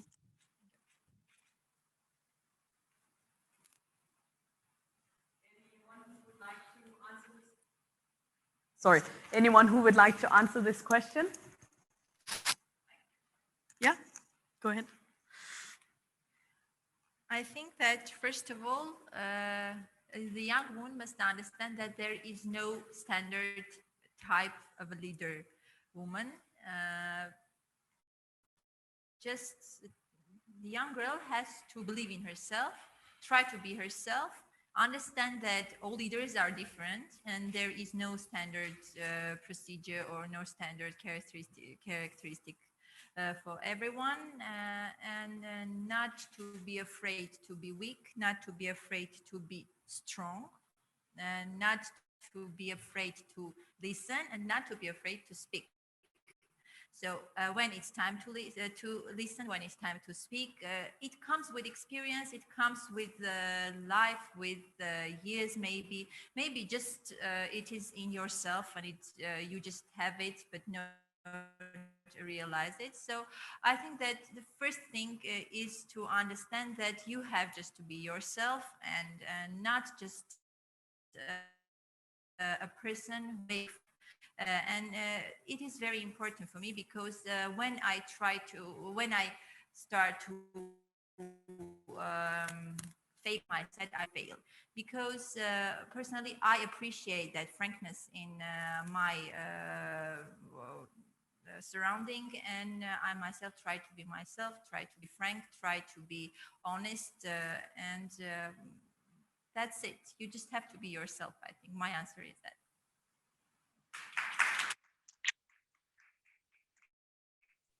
Thank you, Diana, for this comprehensive reply. Yes, Andrea, I was just going to ask if there was anyone else who want to we have who to has some get advice shorter. on this question. We have to get a little bit shorter because if not, we only have one question. Yeah. Education, education, education, and believe in yourself. But you can learn to speak up. You can learn to get self-confidence. You need to get education and then the flexibility to take. Michaela, it sounded like you wanted to say something. Do you want to pass or you have something quickly to add? What worked well for me, surround yourself with people, with mentors who believe in you, who believe in who you are and who can give you that wing in your wings. That's very, very helpful. Thank you. So I think with these answers, we will move to the next question. Yeah, please stand up and then we will take you. Is there someone else? Yeah, so my name is Haikuhi. I am a student in the American University of Armenia, a sophomore. I'm from Yerevan. And first of all, I'd like to thank everyone for a wonderful and very informative discussion. And my question to all the panelists would be, have you ever experienced resistance when leading people in your respective fields of work? And I know that Ms. Diana said that she didn't have any problems working with men. So my question to you, Ms. Diana, would be, do you think that your experience with men, co-workers, is an indicator of the fact that some perception of female leaders in Armenia, about female leaders of Armenia in Armenia has changed over time? Or did you use some tactics that you could share with us with how to work effectively with people and especially with men in the same field? Thank you. Diana, this was directed specifically for you. Thank you. Well, I have my own tactics, I think. I do it also for myself. I always ask for their opinion because first of all, I have gathered my staff, so I trust them. That's why if they have their fields, different fields of coordination, supervision, etc., and I always ask for their opinion, and I try, of course, as a result of our discussion, I try to listen to their opinion. I think it's very important so that any kind of specialist, be that a woman or a man, doesn't feel underestimated. That's why I think it's good tactics, and it helps also myself to deliver, I think that's good and right decisions. That's it. Thank you very much. We have a next question. Please introduce yourself. Okay, at first I would like to point out that I'm very empowered of the speeches you gave today. I'm very proud to be here in this inspirational atmosphere. Let me introduce myself. I'm Melania Khachatyan. I'm from Yarkunik region. I'm a student at Yerevan State University. And my question is, I would like to know whether how your personality changed while being in leadership, and what version of yourself do you love the most? Thank you. This was an interesting question. Anyone who would like to share their thoughts on this? So you want to know whether there were particular aspects of these successful women's personality that they think they are using more in their leadership, or whether their leadership changed their personality? I would like to know what personality traits did they acquire while being in leadership. So, yeah, Inga? A thicker skin, definitely, most probably not necessarily always. And at the same time, I still feel certain qualities on which I need to work more, especially as I'm coming from the country, which is also, in Lithuania, we have a very traditional Catholic society. And when I was raised in the cultural environment where modesty has been among the highest virtues for girls. So confidence is definitely the feature and the characteristics which is very much needed, and I'm still working to actually in that respect. And in general, I do believe that if to compare men and women, we are much weaker on confidence. We are always hostages of our own thoughts. Maybe this is not worthy. Maybe our words are less worthy. Maybe our experience doesn't matter, etc., etc. So basically, to get rid of that and be easier, and in that respect. Thank you.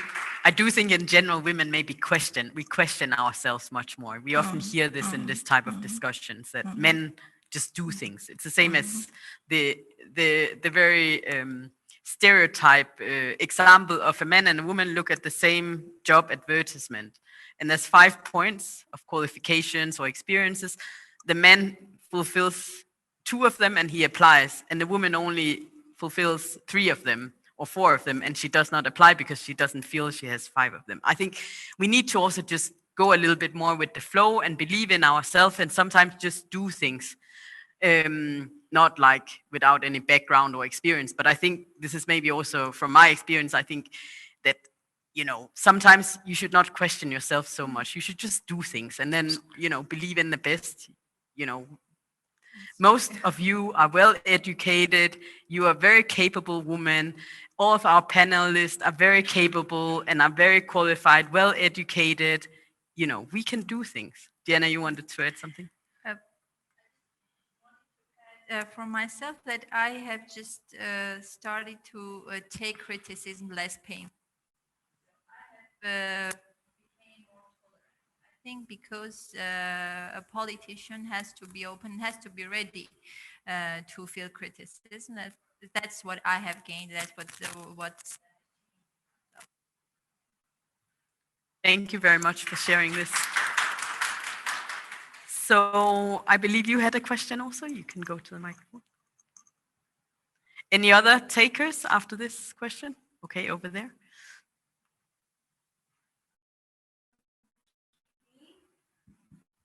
Hi, everybody. First, I wanted to thank you all for organizing this event after a year. And thank you for your fruitful and very motivative discussion. I'm Diana. I'm 21 years old. I'm a linguist, tourist specialist, international tourist specialist, and I work as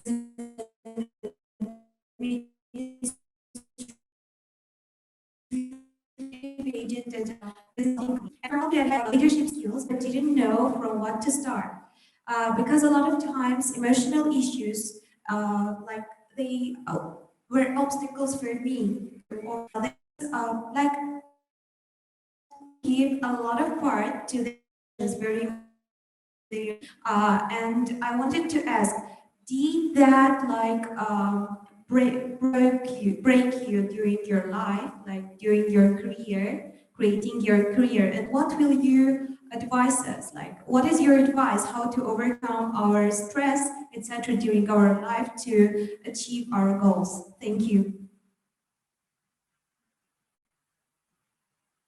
Any takers? Yes.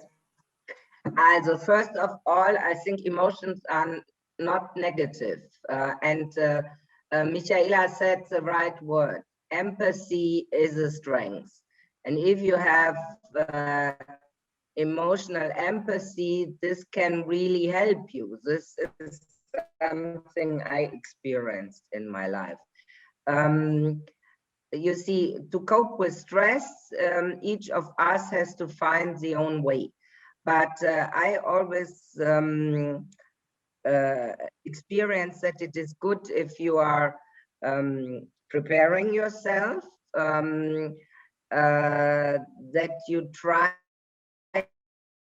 also to have confidence in your way you can train, also how to prepare yourself for an assessment center or a recruitment situation, to come over self-confident but not boasting. So you have to find the balance. But I would say take your emotions and use them in the positive way. And this can be.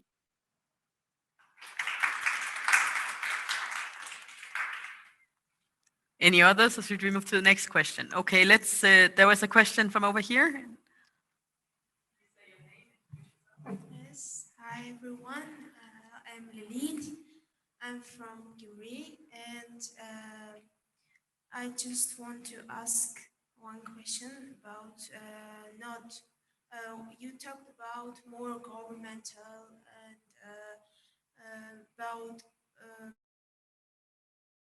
professions which are not simple for women in leadership. But I wanted to talk about other professions like more simple professions, because if woman is not respected in more simple professions, in more simple environments, should she be respected in governmental professions or in environments like that? So, for example, if someone is working on a more simple environment and she's not respected, of course, sometimes it is gives some girls more motivation, more strength to go away, but sometimes it works there. So I would like to hear your opinion about this. Thank you for a very interesting question. Anyone who would like to answer this?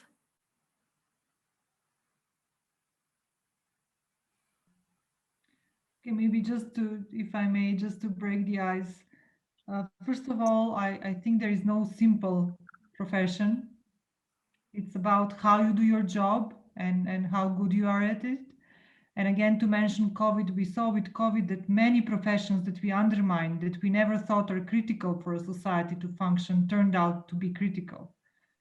even people who work in supermarkets, in delivery, not to mention all the medical related professions. So to keep it short, as Ambassador Victorine said, I think it's the duty of us who have those higher professions, if I may use that word in this context, to also fight the battle for the ones whose voice cannot be heard as much, and to try together to change that narrative. And also what we can do at individual level is really individually to pay due respect to every profession, to every woman and man who is doing any job that is helping us oftentimes even to do our jobs much better, and without whom we would not be able to function. I'm sorry I don't have a more kind of a specific answer, but that would be my kind of instinctive take on your question. Thank you. Thank you for this. Indeed, we often talk about people in a vulnerable situation. You know, they don't have to be there all their life, but very often they haven't had all the opportunities or choices in their life as other people. So it's important that we treat everyone with respect, because there's nobody who would like to be treated badly or treated without dignity. So we all as individuals have a responsibility to also lift the moods and dignity of everyone that we meet. Are there any other questions? You have one? There's a microphone here in the corner.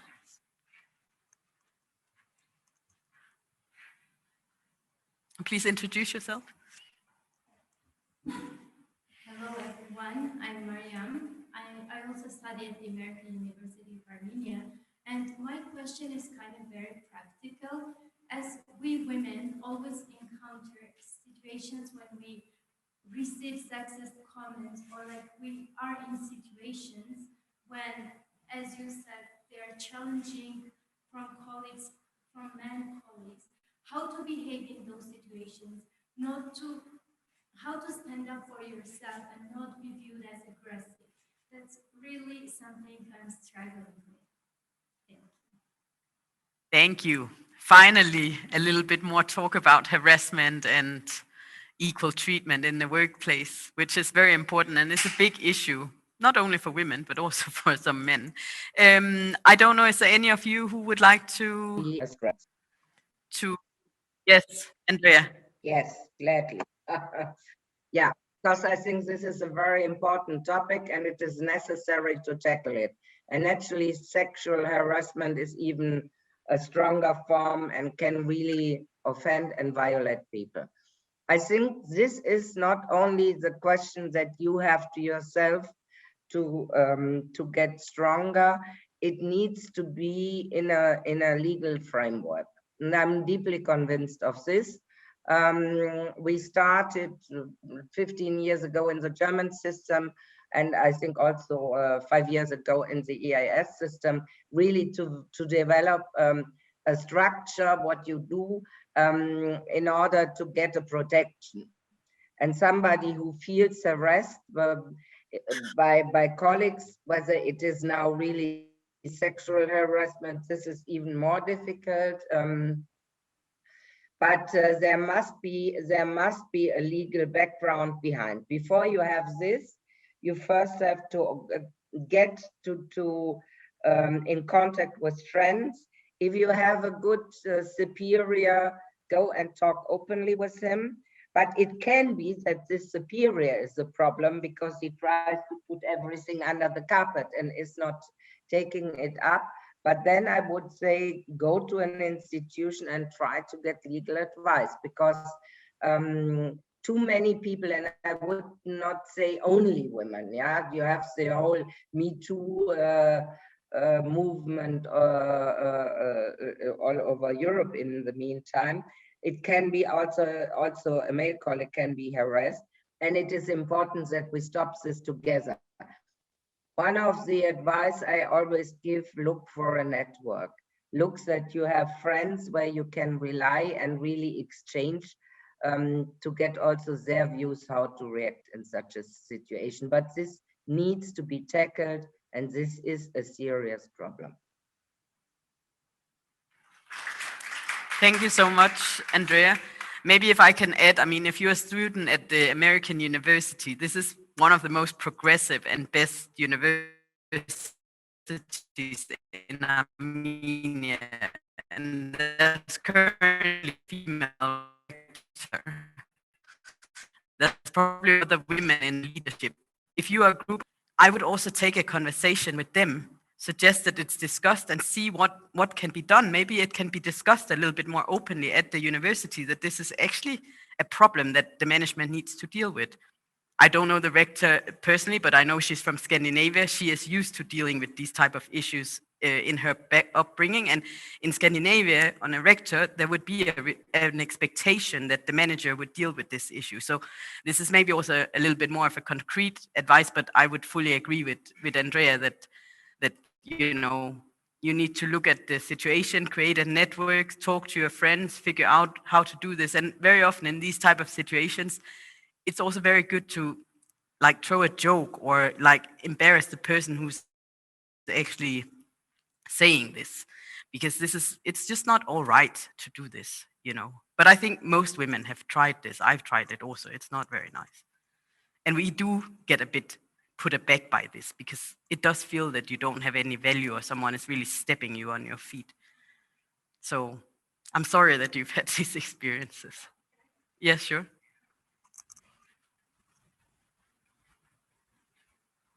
Well, I think you misunderstood me. I didn't mean like very severe cases because in that case, the true thing to do is what you said to do to report to responsible bodies.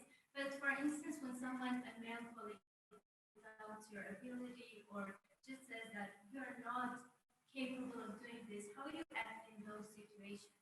When someone discriminates you because you're a woman and you cannot do it, and they say you can't do this, how you act in those situations? I would prove them that I could do it, but I don't know if, I mean, the panelists have a better answer. Of course we can do the same things.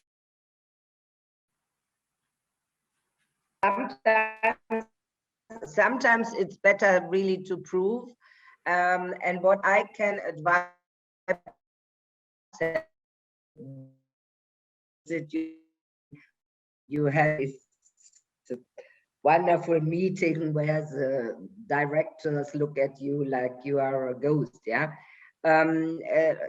I always thought the best thing is to react, let's say, not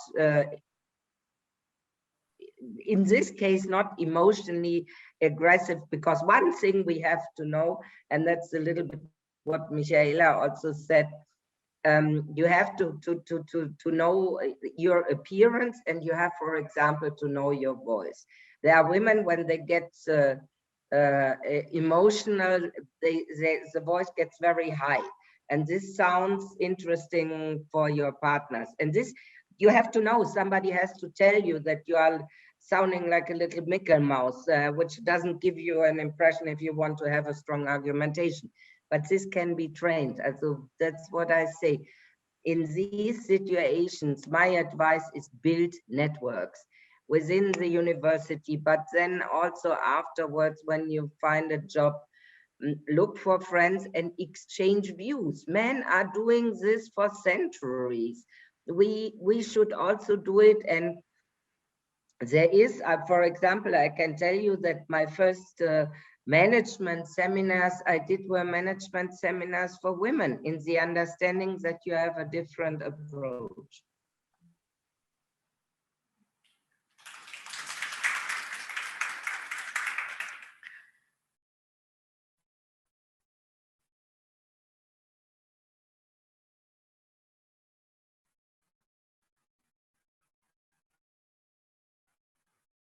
If we have on the room, should we have a quick look at those on the screen? Susanna? There is, sorry, my name is Susan. I represent the online audience. There is just one question from the remaining one, which was not addressed, and this says, how can I be able to have children, etc. A bit, very, very difficult and very harsh, even for me. It's very difficult to defend myself. So this would be my question to Diana, how to deal with this, because I'm very certain every single girl sitting in this room has either heard this already, or is going to hear it at some point? And second question to all, what can we do at the community level to support female leadership, to make girls believe in themselves and become leaders?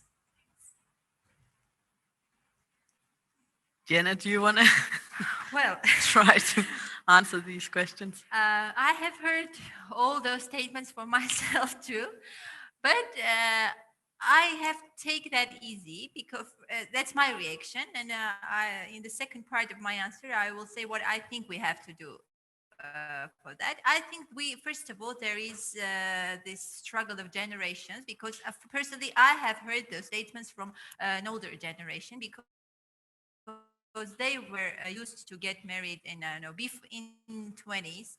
Then the generation for my grandmother's generation, my mother's generation from 25, and I think that with time this will change. I mean, I'm 33, and I think that my children, if I have some, will have that problem in their late 30s, I think.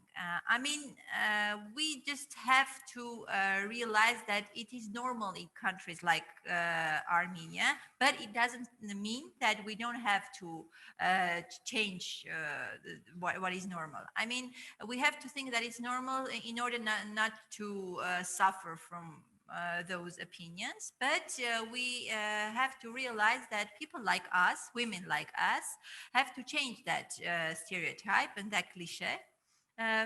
I just personally, I do it with my example. I have friends, I have my job, I have my career, and I just say that I don't feel unhappy because I'm not married and I don't have children. In general, is what people must have. If people are happy when they are single, then it's okay. So I think that, but if we feel unhappy and because we are single, we won't be able to hide that. And I think that it's just normal to hear such opinions in a country like Armenia, but with our personal examples, with our career, with our motivating, I know, such discussions and meetings, etc. We can change, maybe not everyone, but we will start the process. And this is not a one-day work. In a long run, we will change it.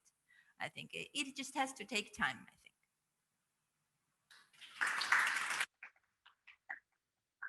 There was also a related question to how to empower girls and women at community level.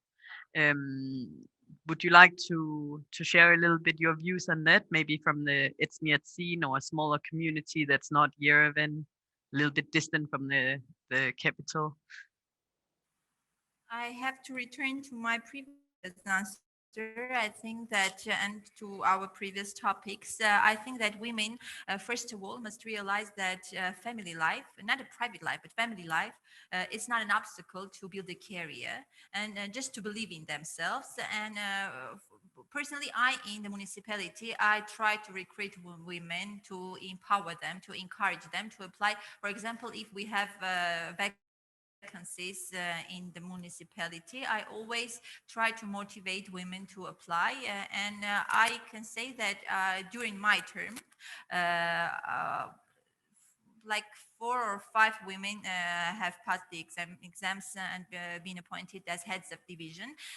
I'm not saying this because I didn't do that because they are women. They really worked hard, but I, from myself, motivated them and encouraged them to apply. And I have meetings with the inhabitants, with citizens of Echmiadzin every Friday, for example, and I listen to all of them, and especially to women. If they come to me with their problems, I have to give an advice, and I don't say no worries or etc. They all, many of them come and ask for a job, and I try to help them. I mean, I have to be careful I have to help, first of all, women, then to everyone, of course, to women if they have in their family life, because there are cases when their husbands just. Of course, the problem is more global. We first of all, it's education system, but and education. But as a woman who is in politics and who is a mayor, I tried in my community to listen to women, to help them, and to first of all to make them believe in themselves. I know how much I succeed, but I try.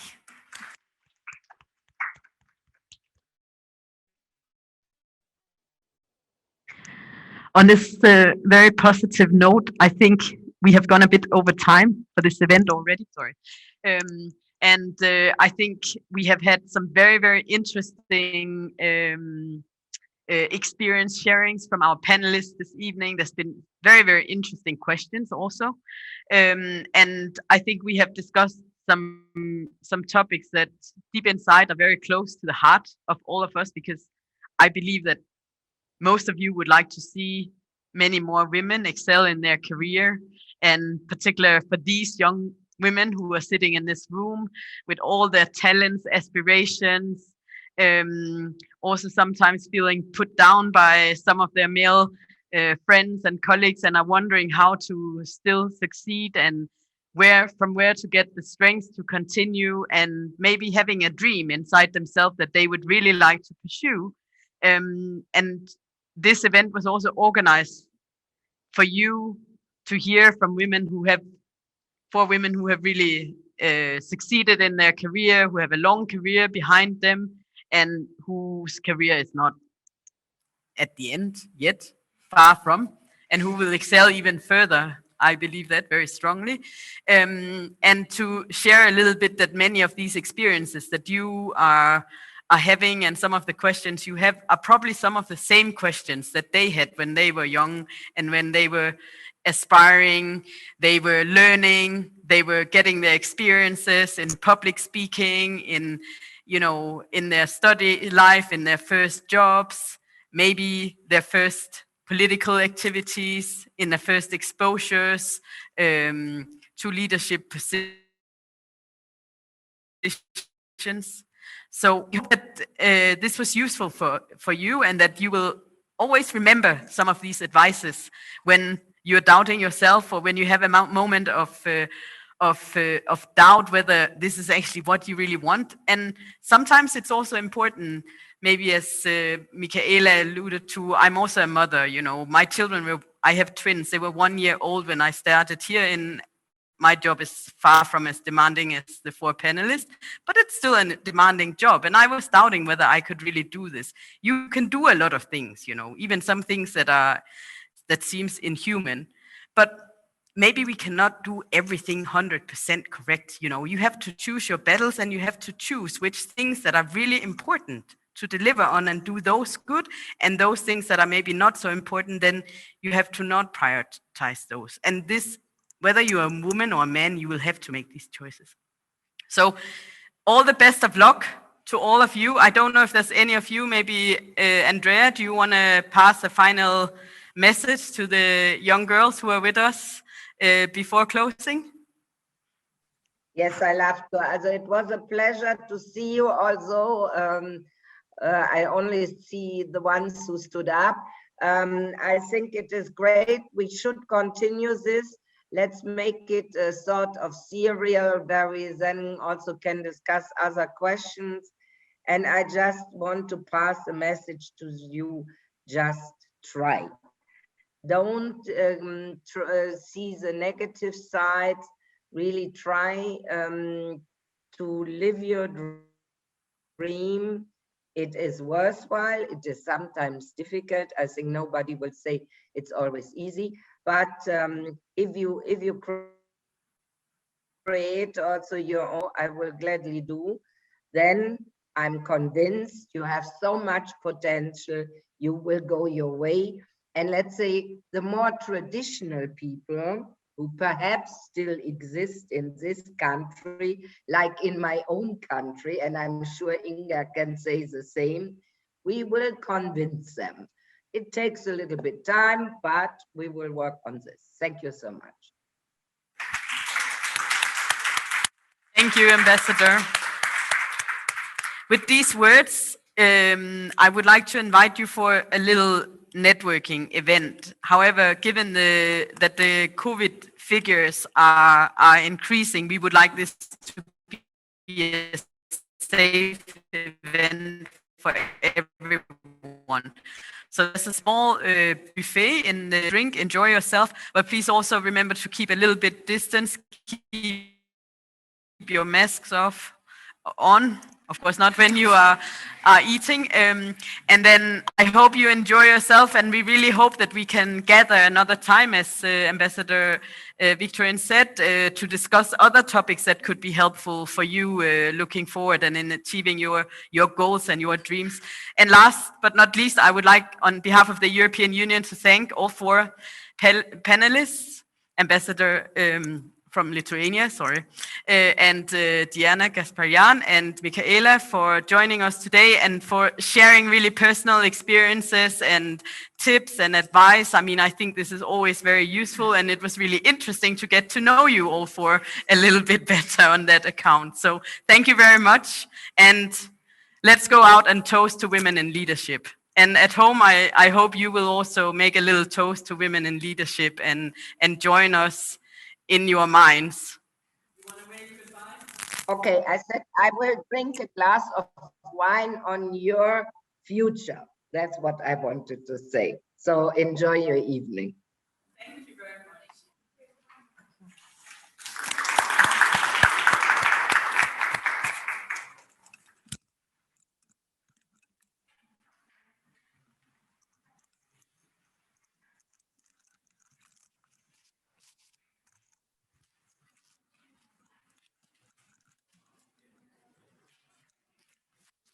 It was really such an interesting event. Yes, it was very interesting, and honestly, I didn't know that we have a female ambassador. Otherwise, I would come visit you. And I invite you to Edgemont. So anytime you have, I will take my business card with No myself. problem, not all. I will invite you, and